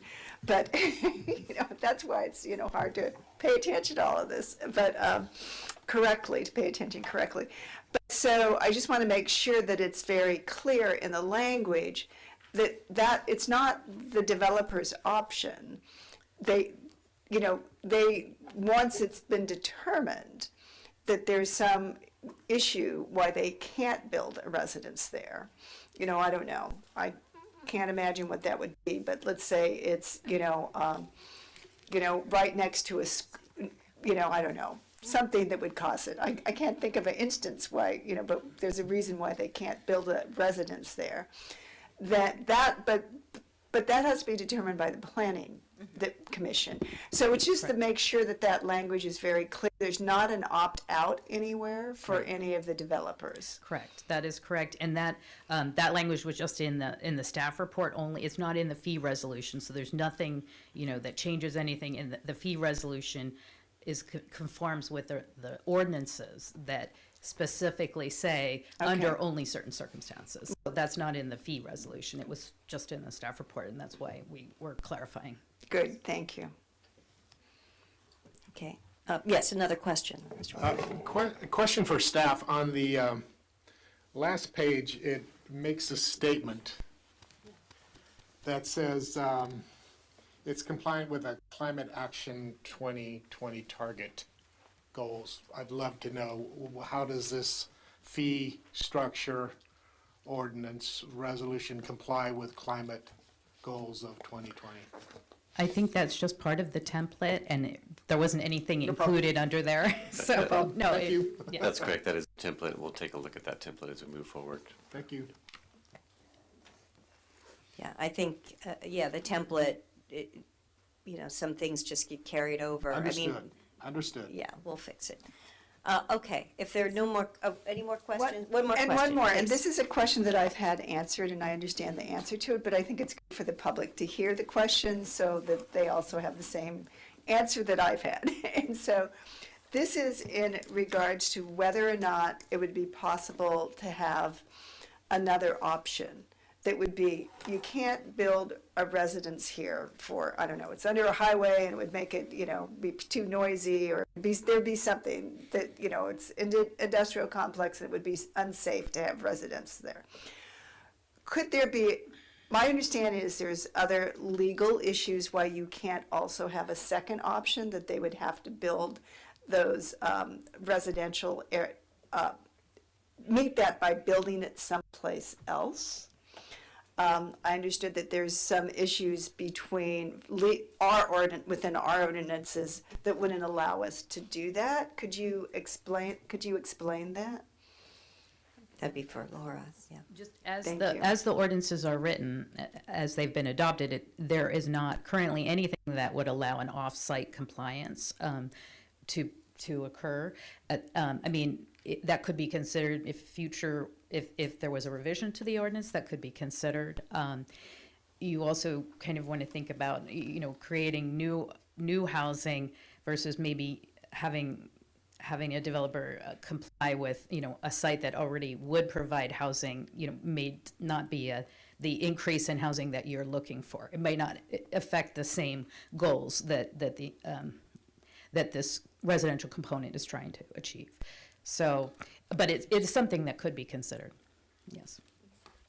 And so that's something that could be considered, could be a separate ordinance that we could adopt, having a look at that after this. So, yeah, there's a tendency always to, when things are open, to say, well, what about this, and throw the kitchen sink. But we want to stay narrowly focused on this particular thing at the moment. And I think it's a great question, for future.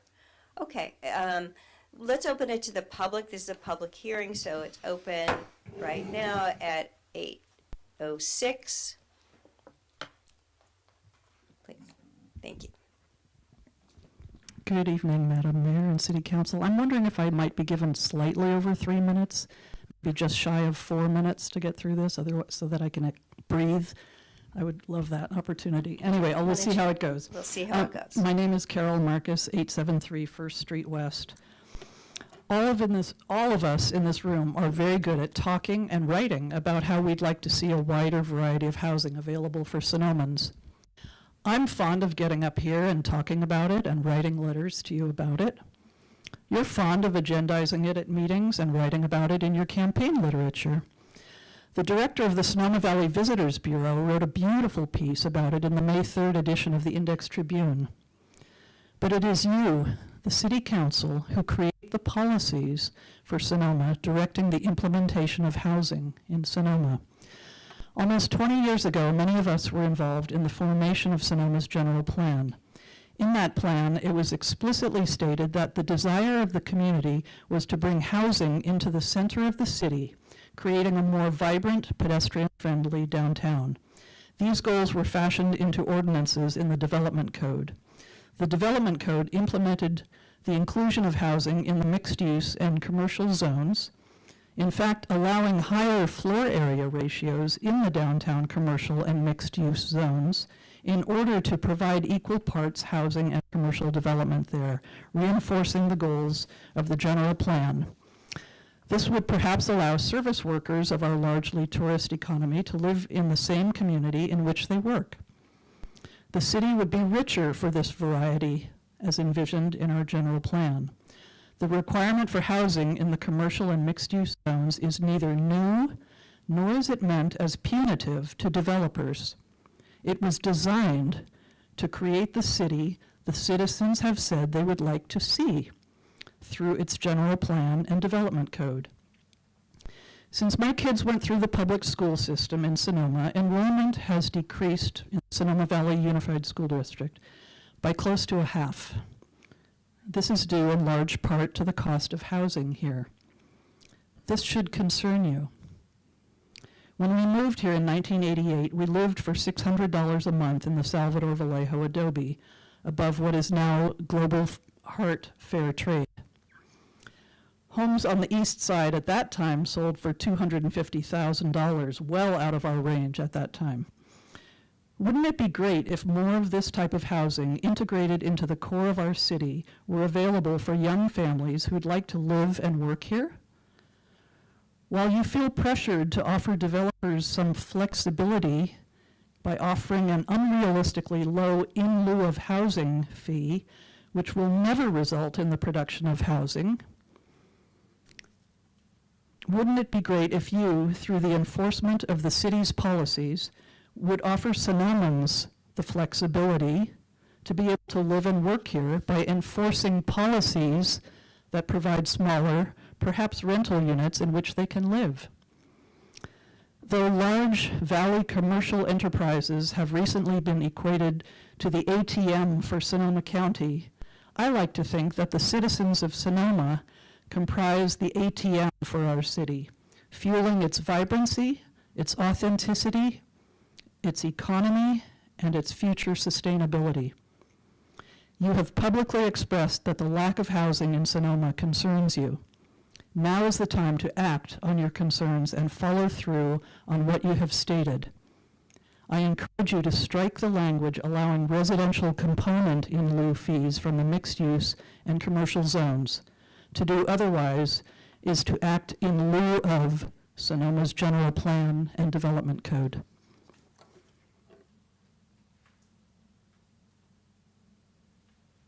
Thank you. Any further questions, comments from the public? Good evening. I want to thank you for your service and thank the staff as well. And in particular, Mark Linder and Laura Simpson for the interim work that they've done to help keep us moving forward. Welcome, Manager Gruen. I hope you can fill the shoes of the person to keep the energy moving forward. Many of the comments that I have, I'm really excited that you all touched on those as part of your discussion. So I'll read very quickly and very succinctly, but I just want to reiterate some of the things that have come up today. First of all is that the overarching goal is to have housing in Sonoma. And as Ms. Marcus indicated, it's really to be able to have a vibrant and sustainable community. And so that should be our number one goal. With regard to moving forward, our goal should really be to work with developers to actually want them to come and build and not opt out. The funds generated from the proposed in lieu fees will no way build housing, as we all know. The cost of building housing is over $500 a square foot. That doesn't include the land cost or in the permitting. And so I would ask, if we move forward, that we are creative about how to use the in lieu fees to incentivize developers or to pay for those at-risk affordable units that are not held in perpetuity.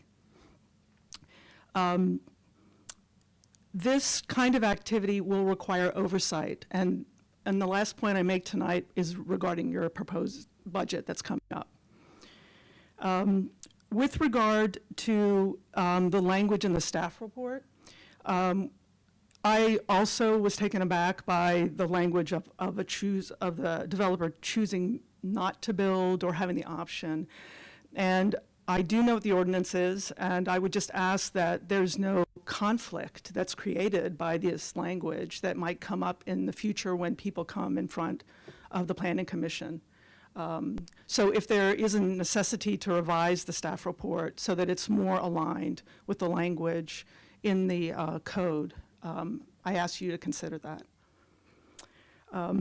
With regard to the fee structures, there's an alternative to the 4 units or lower that's presented in the analysis by KMA, and that's a phased approach, and I would ask the council to consider that. So in the phased approach, if it's 2 units or less, it's $25 a square foot. That's aligned with the nexus maximum. But for 3 units, it could be up to $50 a square foot, and for 4 units, $75 a square foot. So again, ask the council to consider that. And with regard to the 5 units or greater, I would agree that it should be 1 fee for simplicity. But just to reiterate that if someone opts for this in lieu fee, they're not going to build any housing. So again, that in lieu fee will not cover even market rate housing.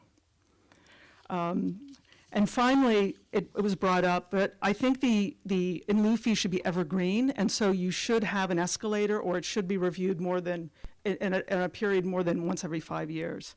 And finally, in my 23 seconds, during your upcoming budget process, I would love for you to consider hiring a staff position for a housing development coordinator. That's someone who could actually implement the housing element, who could sit with developers and nonprofits and bring them together, could educate landlords or educate folks who have current affordable housing that is coming to the end of the 25 or 30-year period, and try to work with them. I think without a dedicated person, it will be hard for Sonoma to become a pro-housing jurisdiction. So thank you for your consideration. Thank you for your comments. Good evening, everyone. I'm Caitlin Cornwall. I'm the project director for Sonoma Valley Collaborative. We're a cross-sector coalition that's been focusing on housing affordability in all of Sonoma Valley for the last few years. I'm really happy that I get to echo a number of things that people have already said. That's great. And I'm also happy to hear the reference to the op-ed from Tim Zahner. So the Visitors Bureau is one of our members. So we didn't write it for him. He's a very good writer. But we have a whole series of op-eds on this topic from different perspectives, trying to influence people like you. So on the in lieu fee topic, as part of our housing policy platform for a long time, our members have consensus that we would like to see in lieu units not happen, really ever. And that is all for the purpose of having a more diverse and complete city, so that people of all incomes can live near other people of other kinds of incomes. And that perspective is held not just by social justice advocates or, the La Luz Center, but also by all of our employers. We need workers who can live in the city. We need young families who can live in the city. So these low-income units need to be right with the market rate units. So, for example, to minimize the existence and creation of off-site units, we would ask, for example, that 3 or 4 unit projects not be allowed to have off-site units, and that the in lieu off-site units not be allowed in commercial and mixed-use parcels. We want those units right on site, so that people are living together and so that we, again, have employees in town. If you do go ahead with in lieu fees, they have to be high enough that they are a deterrent and that they realistically, in the real world, actually can pay for something. And so far, the proposed fees are just far too low. Last comment on the topic of the escalator. I think a really easy fix is just to build into the formula a on-the-spot, at-the-moment check on real costs so that you don't have to do a formal process to update the numbers. Just staff does that whenever these projects come up as part of the resolution. Thank you so much. Thanks for wrestling with this. Thank you. Further comments? Hello, Joe Walsh representing the ownership of 870 Broadway and MacArthur Place Hotel. Nice to see everyone. We've thoroughly read the staff report and the consultant's report, and we think a lot of effort has gone into that. I want to thank City Council, Planning Commission, City Council, Planning Commission for the review of this that's happened over the last year and a half. Our interest is for a site like the 870 Broadway, where the owner has already invested a lot of money for environmental and community cleanup, to have the ability on the 1.86 acre parcel to propose a project, commercial in nature like a hotel, that has other benefits to the city, such as transient occupancy tax, as well as the tourism tax. And this ordinance allows us to do that. So we're in favor of the ordinance. I think a lot of work went into the report that the consultant did. I think the strategy and the summary that they've come with their logic is well done, and we're in favor of it. Thank you very much. Thank you. Any further comments? Any further comments, questions? Sir. Good evening, Mayor Lowe, members of the council. Michael Woods. I'm an attorney here in town at 846 Broadway, and I'm representing Lat 33 Capital, the ownership entity that Joe Walsh just spoke about. We've been working with the city for almost 2 years to get to the point of having an in lieu fee established that would be providing the city with optionality for a project that would fit the terms of the ordinance and allow you a vehicle for an in lieu fee to be paid if that project is something that you support. The ordinance that you already have on the books in the development code provides for the in lieu fee. So those discussions have taken place over the last couple of years at the Planning Commission and the City Council. And what I heard consistently from council members was the desire to have optionality, to have choices that you can make for particular projects. In the case of the 870 Broadway project, we think that a project would fit within the provisions of the ordinance in terms of compatibility, adjacent uses, and so forth. But that'll be something to be decided later. If the project suits the city, if it's approved by the Planning Commission or by the City Council on appeal, then the in lieu fee would be there to be paid. And it wouldn't be insubstantial. For a 40,000 square foot project, just as an example, that's a $4 million fee. Of course, most projects that would be coming before you would be much smaller than that, but a significant project, if it went that direction, would pay a significant fee. And the fee that's before you this evening has been proposed based on a very thorough analysis of what the connection would be between the reasonableness of the fee and the housing issues that you're trying to address. So we do support it. We certainly recommend approval. Thank you. Thank you. Final call. Any more comments before I close the public hearing? All right. Public hearing is closed. Oh, Zoom. I'm sorry. Yeah, I didn't ask because we're having so much trouble with it. I've been informed by IT that we are unable to bring people in with Zoom. Thank you. I'm sorry about that. We did our best, so we did receive emails and so forth, and thank you. So back to the council for comments. Have we received any emails that could be read? Or any Anybody on comments, Zoom? anything like that we could share? I can go through the public correspondence folder. But we've all received that. Nothing new. Nothing Yeah. this evening. No. Okay. All right. So bringing it back to the council for deliberation, for motion, for further comments. Any further comments? I have a couple. So now you do. Well, I usually call on everybody else first. But my comments are that a lot of the things that were brought up by Ms. Cornwall and others, I totally am in alignment with that. But there are other things other than this ordinance that we have to do to change to create the kind of housing that we want and that has been described.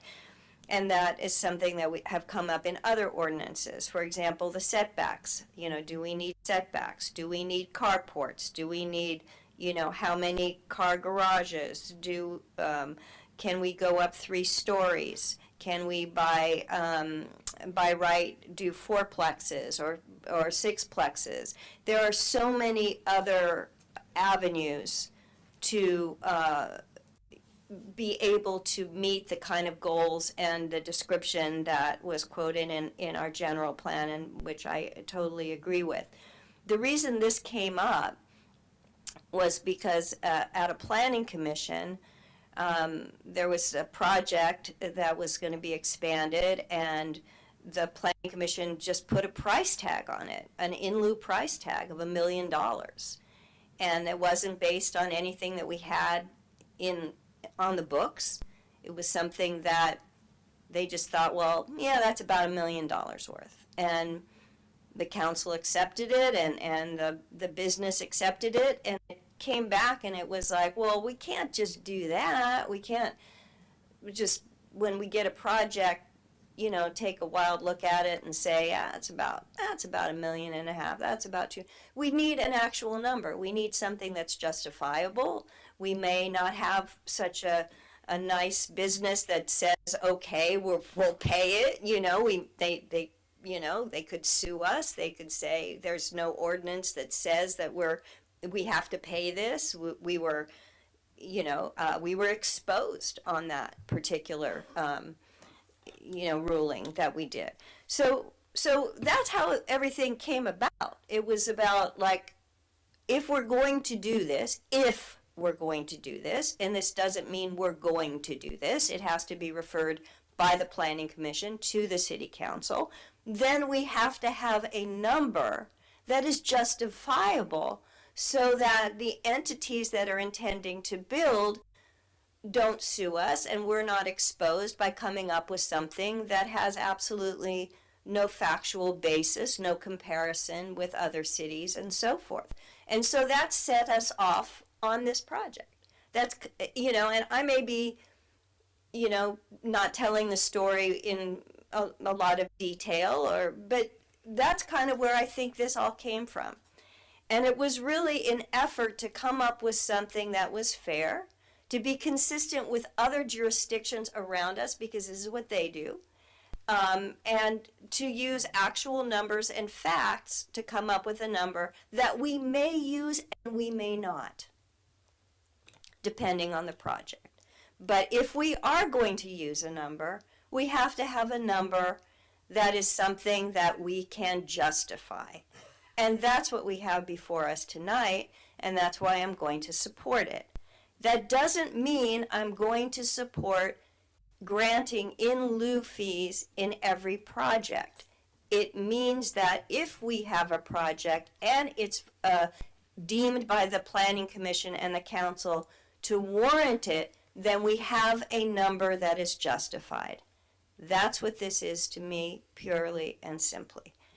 And as far as the escalator, I would like to bring this back on an annual basis for looking at to determine if it needs to be adjusted.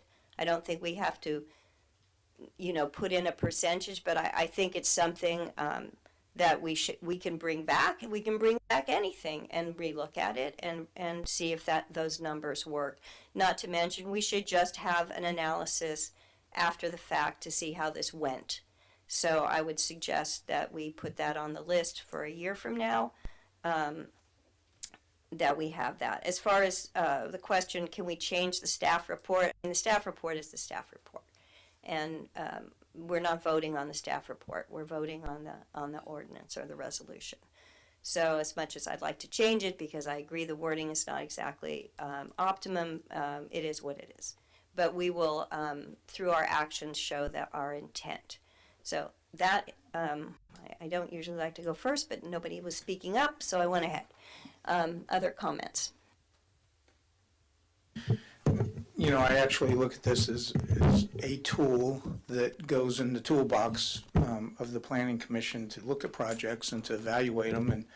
And again, it's a resource that the city can use to facilitate future housing and what that may or may not look like.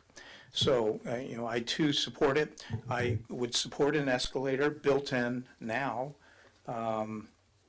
But and I would suspect that there's some history to, you know, what a reasonable escalation is, and that may in fact even motivate people to build housing sooner than later. Anyway. Thank you. Any further comments? Yes, Mr. Wellander. Thank you.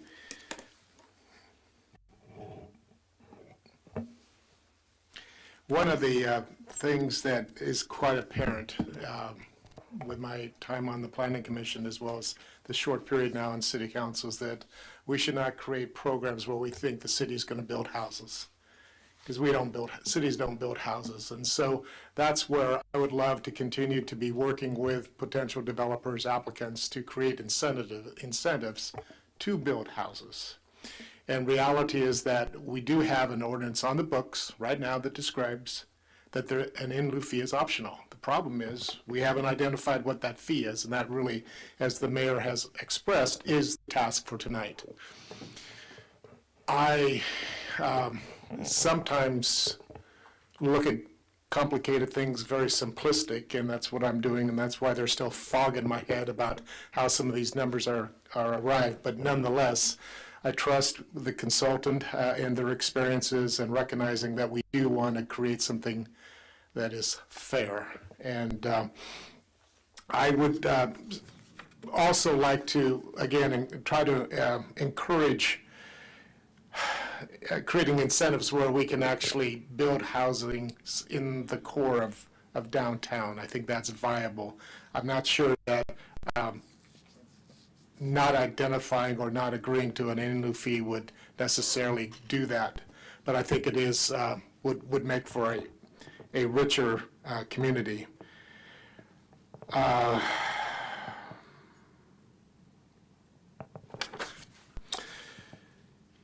So I too, as it is currently proposed, I do support this resolution. Any further comments? Mr. D, did you have a comment? I'll go ahead and go. Go ahead. So, yeah, I don't know if I can support this, honestly. I support the idea that I want to see more business come and developers come and develop good businesses in Sonoma. I want to see that happen. So I wanted to be clear, I was a business person. That's my background. So I definitely would like to see that happen. I think that that is also very positive for the city.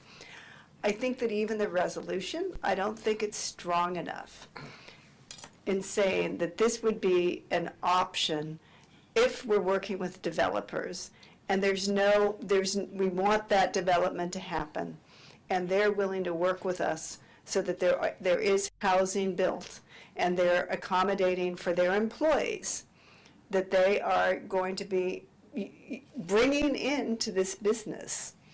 But I don't think the language in here is clear enough that these in lieu fees are an option that is the final step and not the first step. It really reads, and I read it over and over again, and it still reads to me like for a developer to read it, it's like, oh, I can, versus building, I can do in lieu fees. So that makes it very difficult for me to support.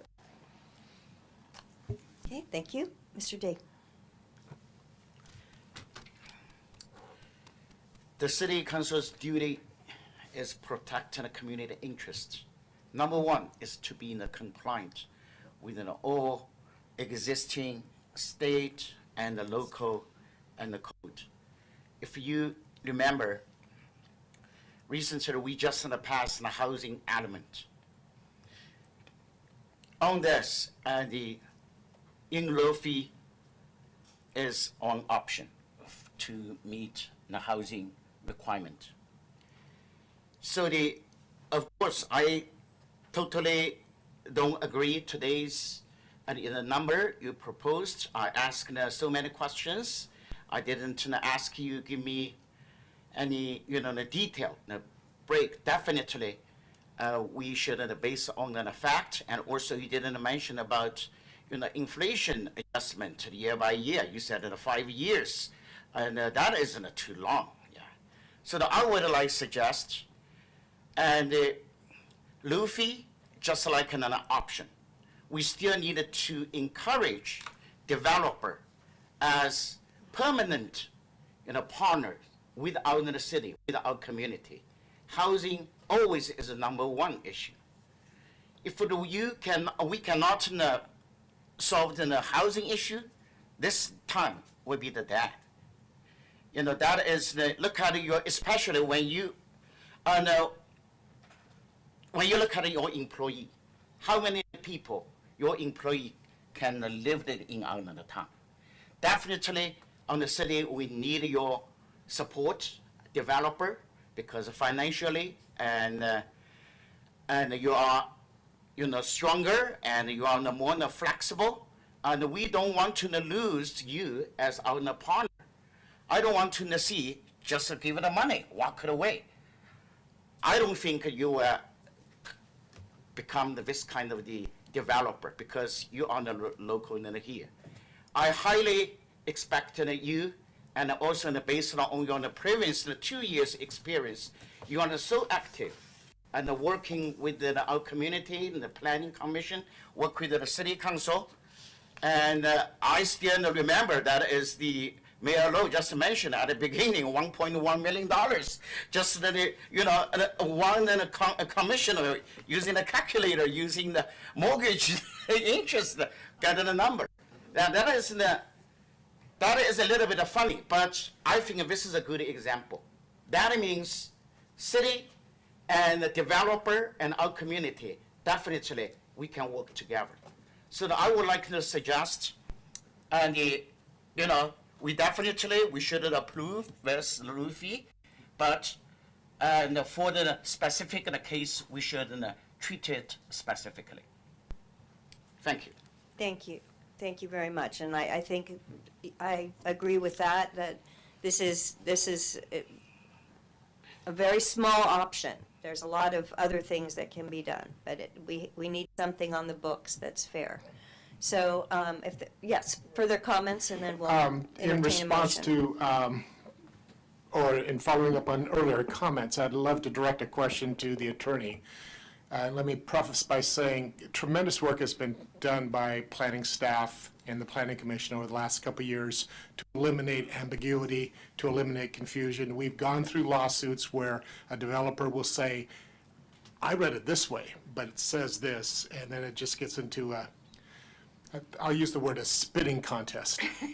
Mr. Walter, I would love to know whether or not you can possibly look at the resolution as it's written, kind of do what you did for the bridge thing, take out your red pen and make an adjustment that might satisfy my fellow commissioner who, with language that would suggest that that it is whatever she wants. And then my other comment is that I believe I heard this is our best guess at this point. This is that it's going to work and it's going to generate money and we're going to be wise in spending it. But that doesn't preclude the ability to change this should we find year or 2 years down the road that either it's not creating what we wanted, and that we do have that opportunity to make a change. So back to my question, So, yes, if you will, Mr. Walter. I think your question is there language we could insert to emphasize the priority of the city is to develop affordable housing? Is that your question?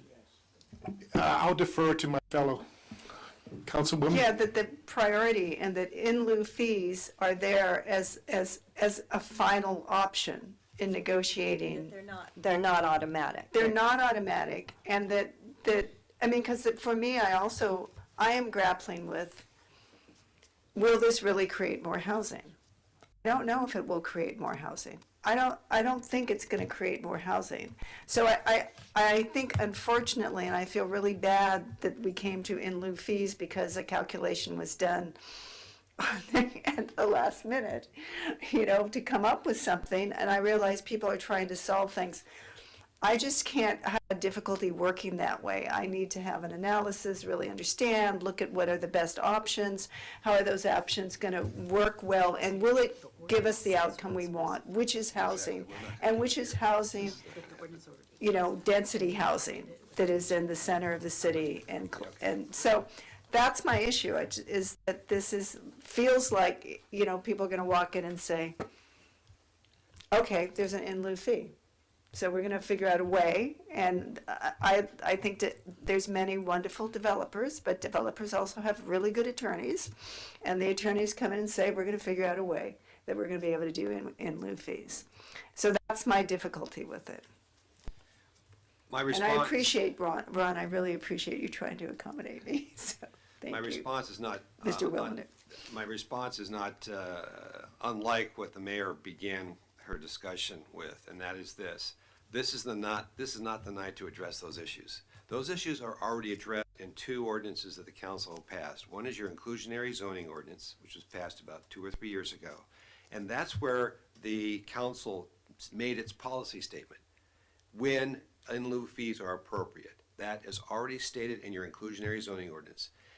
A month or two ago, you adopted revisions to the residential component ordinance. That also is where the policy question is resolved, at least so far, and so far as when in lieu fees are appropriate in the residential component discussion and analysis. And that's where your comments really should be directed to. Are those ordinances worded strongly enough to say that, yes, in lieu fees are their world, but they're a very low priority. They're an option that's to be used at the last opportunity. That is where that language should be inserted, not here. This is a mathematical resolution. It just creates the number. It's not here to set policy as to when an in lieu fee is appropriate. You have already set those policies in previous ordinances that the council has adopted. This is a numbers resolution. What is the number? So, and I would be loath to attempt some language here that might be in conflict with those two other ordinances that the council has already adopted. I really am very concerned about developing conflict tonight on the fly. But you can always revisit those existing ordinances. You can ask staff to bring them back, take a look at them, and see if they are strongly enough worded in a way that you find appropriate. And if not, then the council can certainly revisit those. Thank you. I appreciate that. I appreciate that clarification. Yeah. And Doesn't necessarily change my mind. Okay, Mr. Vice Mayor. Absolutely. Always. Yes. Did Well, you- I'll move that we adopt the resolution as presented, with the caveat that maybe you come back with an escalation element. Yes. I second. If the council is really serious about that, we could continue this hearing to allow us to insert an inflation clause in the resolution and bring it back on consent. And the clause would likely track the building industry's index in terms of cost of construction, or whatever other index might be appropriate, and the consultants could help us with that. If you'd like to do that, we could do that. Otherwise, we could come back at some later date with a separate I hearing. mean, I tend to like the addition that the Vice Mayor suggested, only in that I want more than a number coming back. I would like to know, I would like to answer Ms. Farrar-Rivas's question, what was the money used for? Did we build housing with it? I think there's a lot to it. That's why I suggested bringing it back in a year, at which point we could either put in an escalation clause, raise it, find out how it's working. Maybe we didn't use it at all. But I think that something like this needs to come back in full throttle on the whole measure. But open to that. Mr. City Manager has a question. Well, I just want to recognize that, and if that's direction from council, we will commit to bringing that back with a full report of how it's used, how it's been, and how the funding has been used. You're going to have that discussion as well during the budget cycle of how the affordable housing funding pot is used for creating housing, so that we need to have that conversation. I do think that's a good idea. The other thing to keep in mind is we did add a little bit in the commercial component of that gives you room growth there for this first year. And so when we come back next year, you can look at adding that escalator, which many cities do add that in, which is tied to construction index, which would be very consistent that we can bring to you. Okay, does that satisfy your motion? Yes, it does. I'll restate my motion to adopt a resolution as presented. I second. Okay, it's been moved and seconded. Any questions on the motion? Seeing none, the clerk will call the roll, please. Councilmember Ding. Aye. Councilmember Wellander. Yes. Councilmember Farrar-Rivas. No. Vice Mayor Gurney. Yes. Mayor Lowe. Aye. Thank you. The motion carries 4-1. Thank you. Thank you very much for your time and everyone who participated.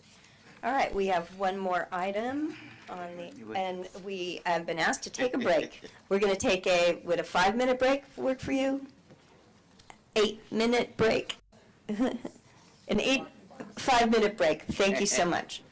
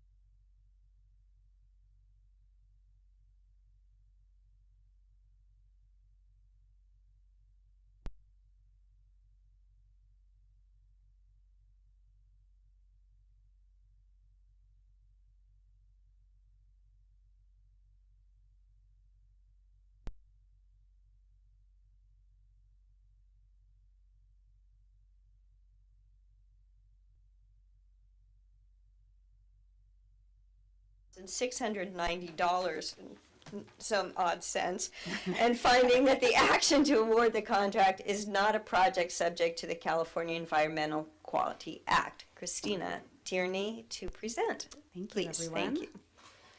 We'll start with a little general plan 101. The general plan is each government agency, local agency's blueprint for meeting the community's long-range vision for the future. In the state of California, all cities are required to develop a general plan and to update it, although there isn't a specific timeline like there is for our housing element. It is a comprehensive policy document that informs future land use decisions. It establishes land use designations and policies that identify a range of zoning options that can be applied to property. So essentially, the general plan is our big policy document, and the zoning code is what implements the general plan. The policies also assist decision makers in reviewing planning approvals on a project-by-project basis and as they are considering ordinances or other policies. By identifying land use categories and corresponding zones, the general plan provides the foundational guide for planning and outlines how all land is to be used and allocated in the city limits.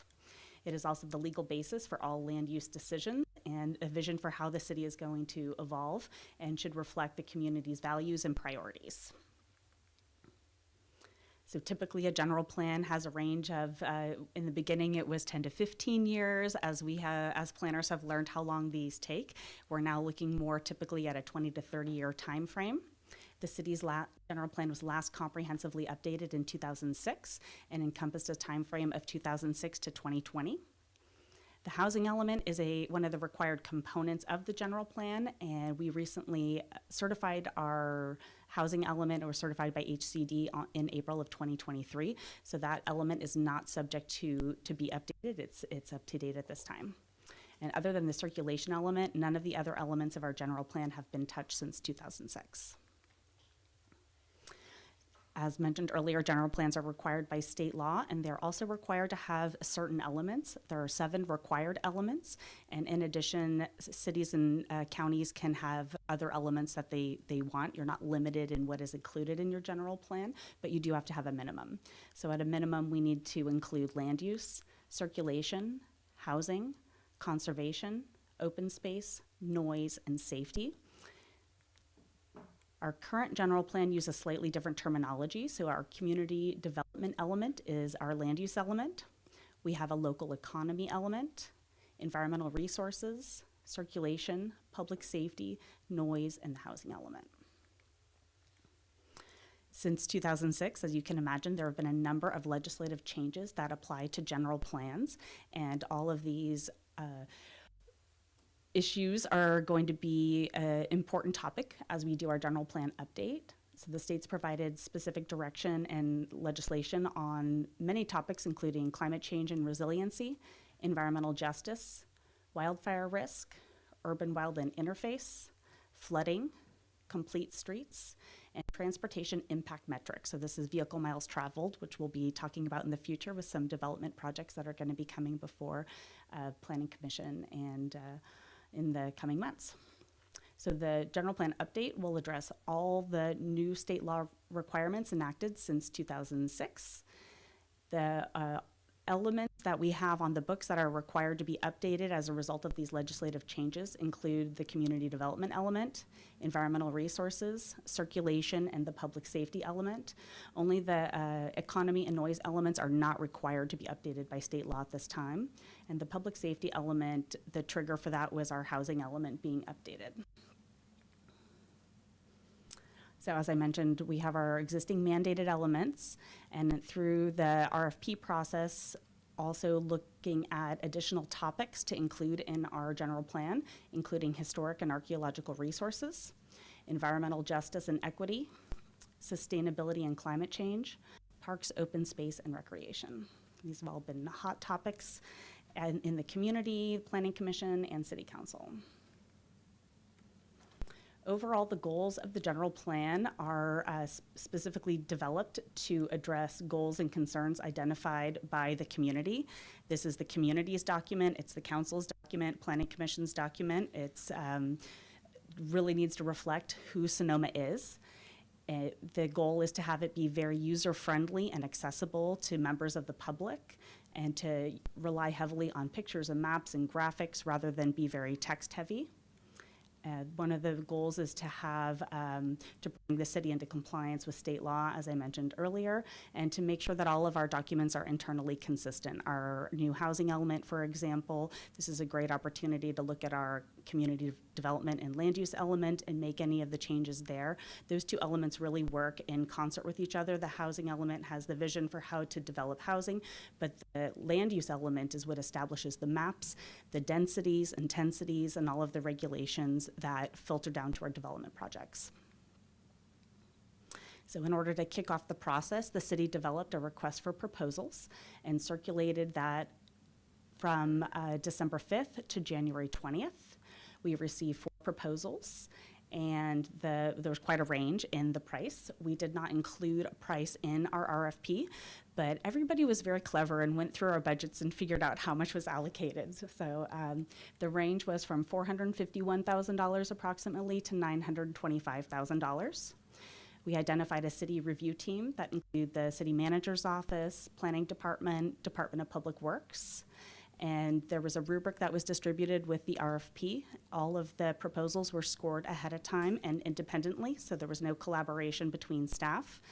And part of the rubric was the in-staff presentation the in-person presentation, question and answer period. And so the interviews were held in person on February 22nd with the top 3 teams. The highest cost proposal was tossed out, and we interviewed the remaining 3, which were De Novo, AECOM, and M Group.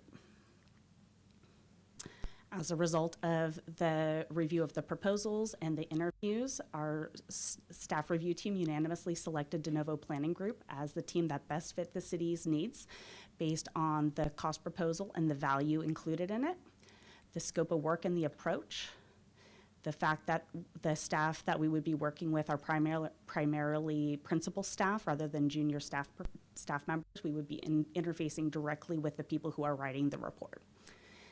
The very strong performance during the interview and questions and answers, successful local experience, including our housing element, the Sonoma Springs specific plan, and general plans for the city of Sebastopol and Cotati. The proposal before City Council for consideration has a total budget of $591,690. It's split up between development of the general plan, and I just want to highlight this is the general plan process. It's not just $400,000 to create the plan. This is a 3-year process with lots of community engagement. Approximately $100,000 would be for the environmental impact report, which is really going to be critical for helping to transform the city to have a legally defensible environmental impact report for our general plan. We have the overall budget broken into tasks a little bit further so you can see just how each component ranks in the budget. So we have task 1, project initiation, data collection. We have about $54,000 for community participation, and that's going to be really supported by in-house staff. So we'll be doing a lot of the work as well to try to make that budget stretch as far as possible. The existing conditions report is about $140,000. Task 4, issues, opportunities, and land use alternatives, about $60,000. So the actual draft general plan is $115,000, with the final being approximately $20,000. And meetings and project management over those 3 years, $34,000.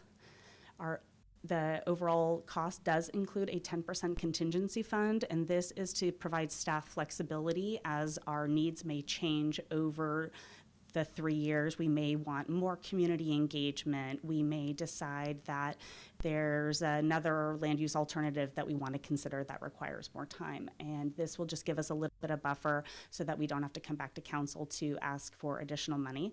This fund would not be able to be utilized by the consultant at a whim. It would need to be authorized by staff. There are 2 optional tasks for consideration this evening. Task 1 is a level of service analysis. As we're looking at our city growing over 3 years, This task would allow us to look at traffic congestion at these key intersections. This information could be really important for police and fire and looking at how maybe we also need to plan for intersection improvements, things like that. Option 2 is a fiscal analysis for the preferred alternative land use map and would help inform budget decisions. So we don't need to make a decision this evening about these optional tasks. If the council would prefer, we can get the process started and start with the existing conditions report and revisit these at a later time, or the decisions can be made this evening as well.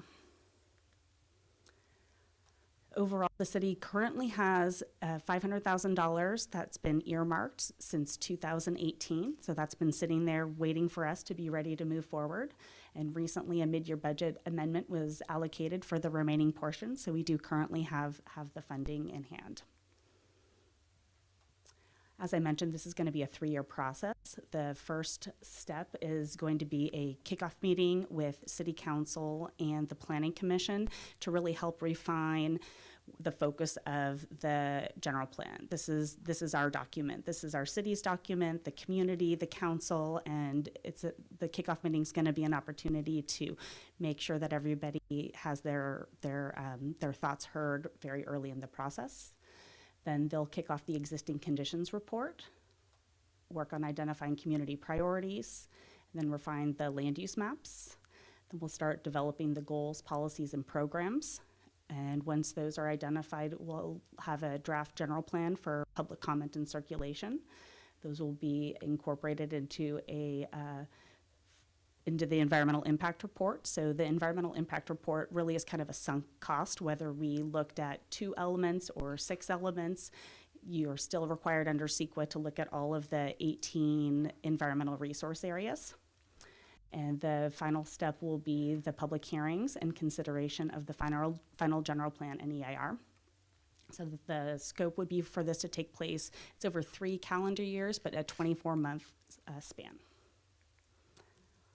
So the major work deliverables are broken up into 3 phases. Phase 1 is establishing the baseline conditions and community priorities. There'd be a robust community engagement exercise. This has not been defined at this time, and we're looking for council input on what that needs to look like. Phase 2 is the land use alternatives, policy options, and the actual general plan update. And phase 3 is CEQA analysis and creation of the final general plan for adoption. With a community as broad and diverse as ours, the community engagement needs to reflect that. There are different methods for community engagement that work for all different user groups. Some user groups are going to gravitate to coming to public meetings like this. Some are going to have be more comfort with online participation, farmers market, tabling at other events, workshops like we did our housing town halls a couple of years ago. So lots of options, and we want to make sure to reach everybody in the community. So we've gotten this question a lot. Why are we doing this now? As I stated at the beginning, the existing general plan cycle was 2006 to 2020. So we're in 2023 now, and it's a 3-year process. So it's an excellent time to make sure that we are up to date with all of our plans and policies. The funding was allocated 5 years ago, and the reason for the delay, why we didn't do it 5 years ago, was the planning department has been really responding to a large number of housing bills coming down that have required us to look at our zoning code, and that was really our priority over the last 5 years. And we have updated, had I think 8 to 10 ordinances over the last 4 years, trying to get into compliance with SB 330, SB 9, and that's largely been done at this point. And it's a great opportunity with our housing element being adopted. We have sort of a window of opportunity before we're going to have to dive into that process again. So the safety element is required to be updated by state law, and as I mentioned earlier, just ensuring consistency between our housing element and our general plan. Another issue we're going to be dealing with as a community is we're expecting new fire hazard severity maps to be released from the state, and that will tee off a process of having our local maps developed as well. And then the vehicle miles traveled, we have several large development projects that are going to be coming down the pipeline. And our current general plan uses level of service, which is outdated, and we're required to use vehicle miles traveled. Right now, as a jurisdiction, you can utilize other jurisdictions' thresholds, but Sonoma's a little bit of an anomaly. VMT was really designed for communities like Oakland and LA and San Francisco, and with us being an island, utilizing VMT to analyze projects here in Sonoma is challenging. So as I mentioned, the next steps would be a kickoff meeting with City Council and the Planning Commission. This would be a General Plan 101 to go over the process, identify key steps, get input on the community involvement and what that might need to look like, and provide an opportunity for the Planning Commission and City Council to get some really early feedback on key issues and challenges and priorities. And this could take place sometime over the summer, depending on everyone's schedules. So the recommended action is to adopt a resolution authorizing the city manager to execute a contract with De Novo not to exceed $591,000. Staff's available for questions. Questions of staff? And before I, Oh, yeah. Also our consultant is here if there are questions for them as well. Very good. Thank you so much. Mr. Vice Mayor, please. Just real quickly, during our goal-setting process earlier this year, we talked about a master plan for the plaza corridor, if you will. And is this the appropriate mechanism where we would have that discussion as well as part of the recreation or parks element that you had listed earlier in your report? Yeah, I think that will definitely be a component. It will be likely one of the goals, looking at either just the plaza or more of our parks and facilities. Okay, thank you. Any further questions, Mr. Ding? My question is, what is the relationship between the city and the county when we prepare the city general plan? For example, on the Highway 12 corridor. Yep. And 8th Street to the east and the industrial park. That is, yeah, could you please? Yeah, absolutely. So each entity has their own general plan. So there's a county general plan and there's a city general plan. And so we're going to want to work very closely with the county. We've already reached out and made contact with them. They're going through their general plan update at the same time. But of particular, obviously, traffic with all the connectivity, Hillside and Scenic Vistas, those are all really continuous going up Highway 12. We've already had discussions about trails and trying to make connections, things like that, going up the valley. So we'll be working very closely with the county to make sure that our general plan syncs up with their general plan. It's good. Thank you. Very good. Do you have a question, Ms.? Yeah, just to follow up on that, to kind of specifically think of our constituents in the valley and their role in this beyond the Sonoma County General Plan. How are we thinking about including other members of the Sonoma Valley, since they're very significantly affected by the city plan? Yeah, no, absolutely. I think that will all need to be looked at as we develop our community outreach approach, but our marketing and outreach will not be limited to just residents of the city.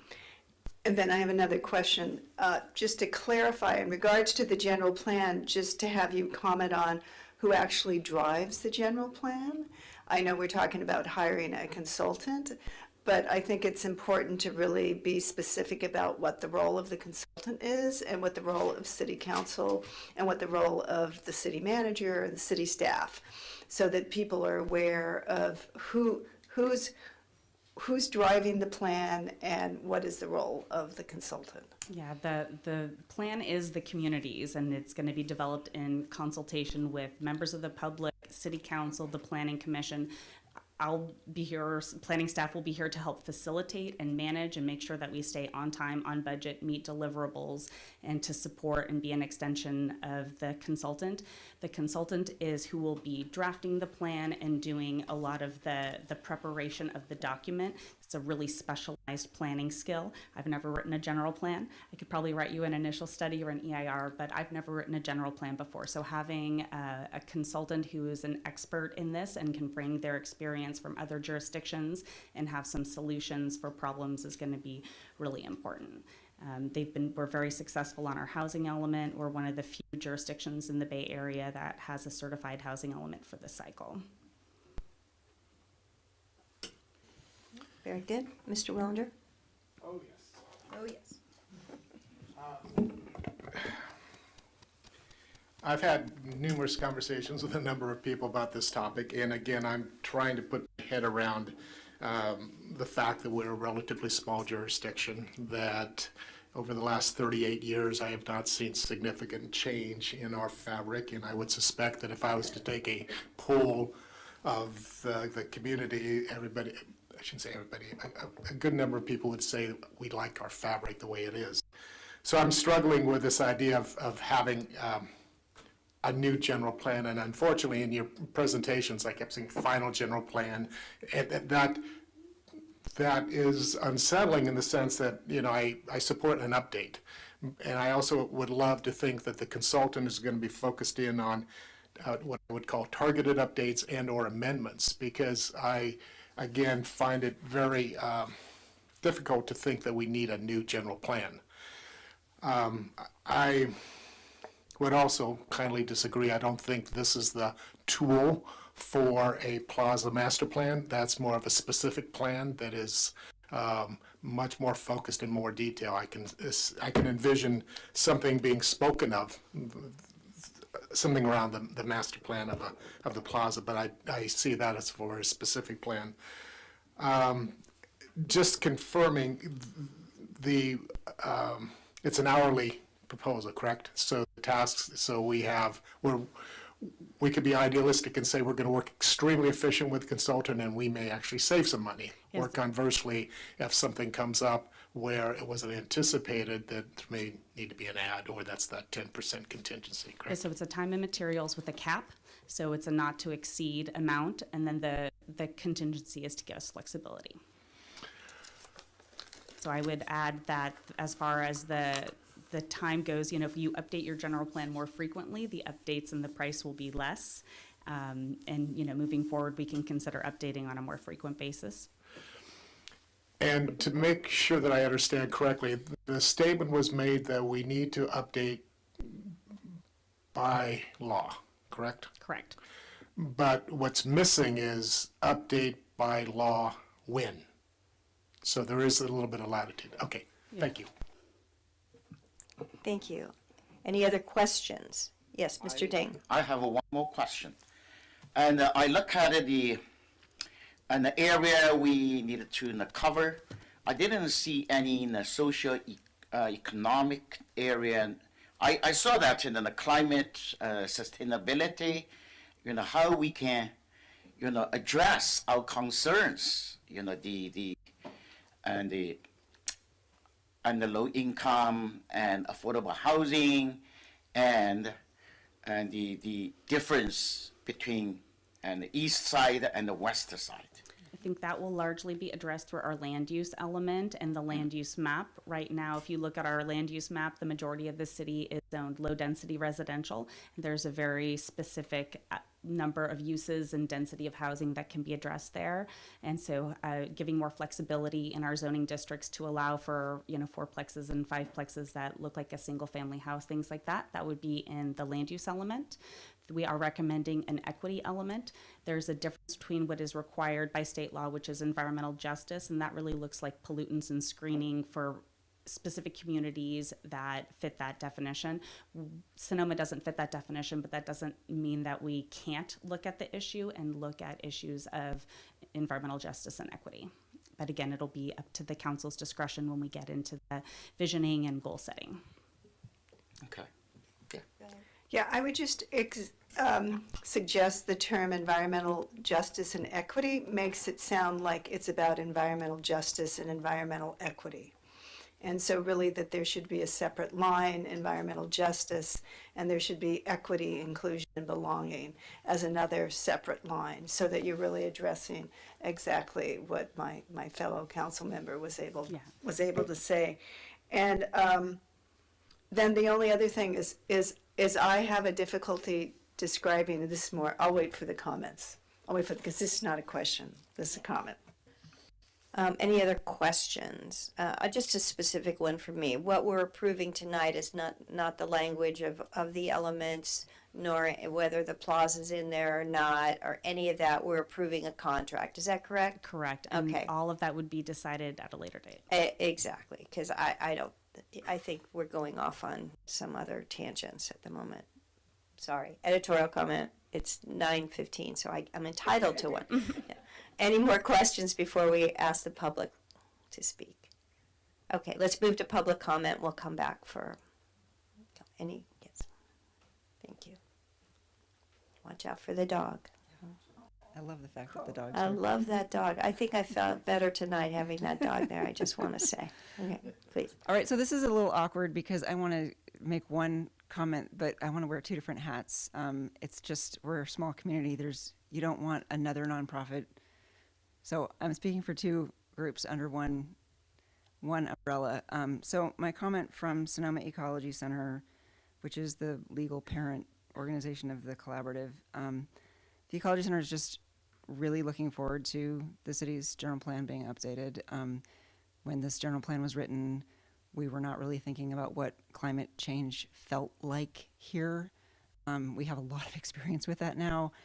So the new fire hazard severity maps, just the risk of fire, the risk of flood, which we haven't really had yet, but it could happen anytime. Our land use plan has never had to think about that. Groundwater, we have a really serious, economically sort of existential problem with groundwater in Sonoma Valley. The city is sitting on a lot of water. Like, how do we balance that? So looking at how land use crosses over with all these major things staring us in the face that we were not thinking about in 2006, it's important, it's timely. So that's my Ecology Center comment. For the collaborative, which, as I said, is really focused on affordability, there's a lot of issues that need to be, that were talked about in the housing element, but that really, they hit the ground in the land use plan. So if we want this community to be welcoming to workers, to children, to the next generation and the generation after that, we have to change some things. Councilmember Ding brought up business. Our business members, the Chamber, the Visitors Bureau, the Vintners and Growers Alliance, the hospital, the school district, what they say over and over that keeps them up at night is that their staff cannot live here. We've really got to deal with that if we want our economy to be vibrant. So we're really looking forward to working in this process, and all of our members are too. It's time. Thank you. Thank you.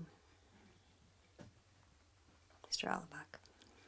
Hi, Fred Allebach again. I don't know why the agenda items I'm interested in are always last, but somehow that always seems to happen. It's not a conspiracy.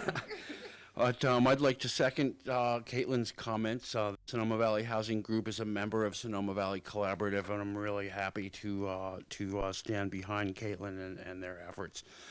I also really support a full reset of the general plan. I think that's important to reflect the update of the people who are here now and people who are in the valley now. I also really would like to extremely support a formal equity element of the general plan. Sustainability has turned into a kind of a weasel word, but I believe I sent you all a Venn diagram of what the sustainability paradigm looks like. So you have an economic pillar, an environmental pillar, and a social pillar.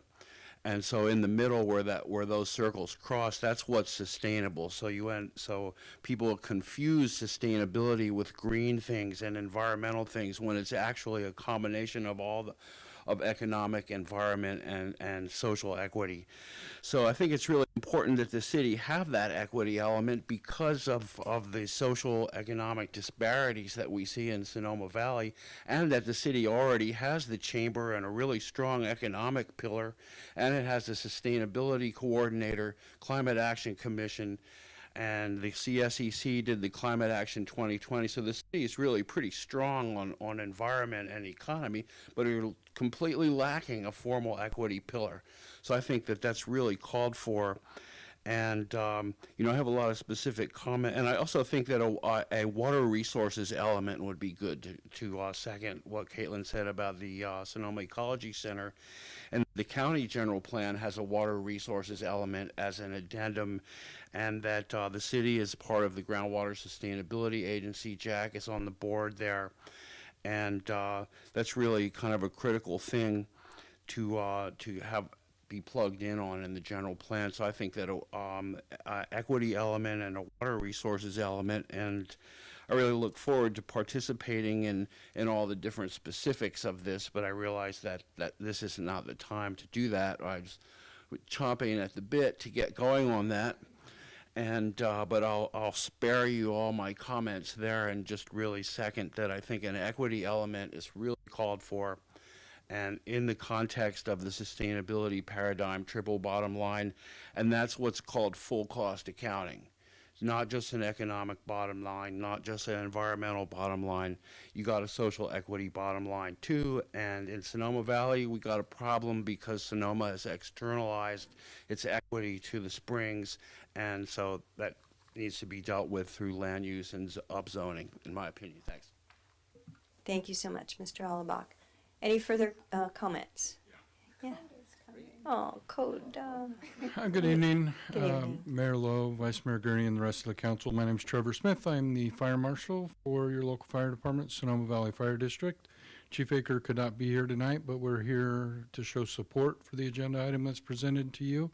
While the majority of the general plan is important to us as the fire department and us as a community, we have a particular interest in the safety element and the land use planning portions of that, especially as how it relates to the potential for new fire hazard severity zones in our local responsibility area or our incorporated portion of our city. So we're here to support that, and if you had any questions for me, I'd be willing to answer them now. Thank you so much. Thanks. All right. Any more questions from the or comments from the audience? Okay, seeing none, we'll bring this back to the council. We have before us an item to approve a resolution to execute a contract. I'd just like to say that I'm going to support this. I think that the discussion has been great because I think that perhaps there was a feeling that maybe we don't need a new plan, or, you know, what should be in it. And I think there was a lot of good comments, although I'd like to take it into a more in depth because I wasn't prepared for all of those kind of questions. I was just looking at that's just kind of me, you know, I just look at things and it's about a contract, so I think it's about a contract. I don't know. So, but I think all of the comments that came up were really important, including keeping the things that we already like, which I appreciate the comments from Councilmember Wellander, because there obviously are going to be things in there that are going to be meaningful for the long term. So I think that's great. But, you know, I think we have a contract here. It seems like the process was done well. And really, at this point, it's up to us to do a good job. Because the consultants can only do so much, and then it's up to us. So those are my comments about this. Any other, or anyone have a motion or comments, please? Hey. So first and foremost, I want to say I do support the concept of updating the general plan. I think that it is critical to do that, but I have some reservations as far as to what extent. I think where I take exception to this has been what I call both the rushed timeline and the process by which staff has been able to evolve to where we are tonight. And I recognize that writing an RFP is predominantly an administrative task. But I think on a topic as important as the general plan and how it's the most significant document that we have, that I'm uncomfortable with the timeline, and I'm uncomfortable again with the process, and let me explain. Let me start with the amount of money. $600,000 plus the ad, so we're up to about $626,000. My concern right now is that we are entering into just the beginning talks of our budget. I understand that we had money earmarked, so we have it. But at the same time, I would be more comfortable knowing that we have it for this, but that the bigger budget picture looks a little bit more stable. And we unfortunately are in a position where we didn't get that picture 4 months ago, 5 months ago, 6 months ago, and now we're here within 30 days or June 30th when we have to approve a budget. So I would much rather slow the train a little bit from leaving the station. I also think that it's important, because it's such a significant document, that it would be appropriate to wait until we have a new community development director who will be responsible for the planning department and the building department. And again, to go as quickly as what has been proposed. And the fact is, we do not have a gun to our head. I would much rather show a little bit more respect with hiring our new development director, letting he or she participate in the process at the very beginning, gain their insight and comments about how we go forward. I guess where I am uncomfortable is that, again, the process that we got to. There was no discussion with the Planning Commission about the specifics of the general plan, the review of the general plan, what might exist with the old general plan, what could carry over, what's appropriate, what do we have our concerns. So there was no opportunity to have that take place prior to not only the writing of the RFP, but the distribution of the RFP and also the recommendation of the selected consultant. And I really think that we missed an opportunity to have a joint meeting where we could really have a healthy discussion about that. And I recognize that it was included now, but I would have there's value in having a discussion where it's just the council and the planning commission, and that didn't take place.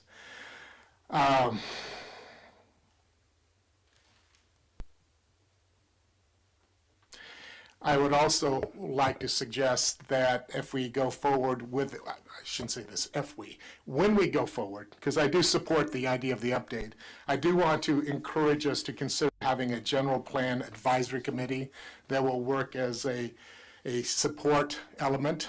I think that's critical. I would love to see us engage with a local facilitator to help collect the local knowledge of what we've got in terms of community input. I recognize that the suggested consultant gained knowledge from successfully executing the housing element, but I believe that there are other resources out there that might have a greater stake or knowledge that could be valuable in terms of how we gather up the information. So in a nutshell, I would, again, I'm going to repeat myself, I support the idea. I just don't like the timeline. I don't like the fact that we're hurrying this. We're not bringing on board not only our planning director or our community services director, community development director, but even with our new city manager who's been on the job 8 days, and all of a sudden we're asked to sign off on this. And I would feel much more comfortable having an opportunity where the planning commission as a whole, the city council as a whole, can meet in the EOC and have a very thoughtful discussion about the various elements, reflections. There's been a lot of people that have been involved in it in the past. And then at some point, feeling comfortable, agree with the details of the RFP or the revisions, and then begin this process come September 1st. We're apparently going to be not shuttered, but things go strange in July for the city. I don't know what else is on the horizon for us in June, but I again think that a real opportunity was missed by kind of bringing together these two groups are the people that are the decision makers that will be using this document. So I have said my piece. Thank you, former Planning Commissioner Wellander.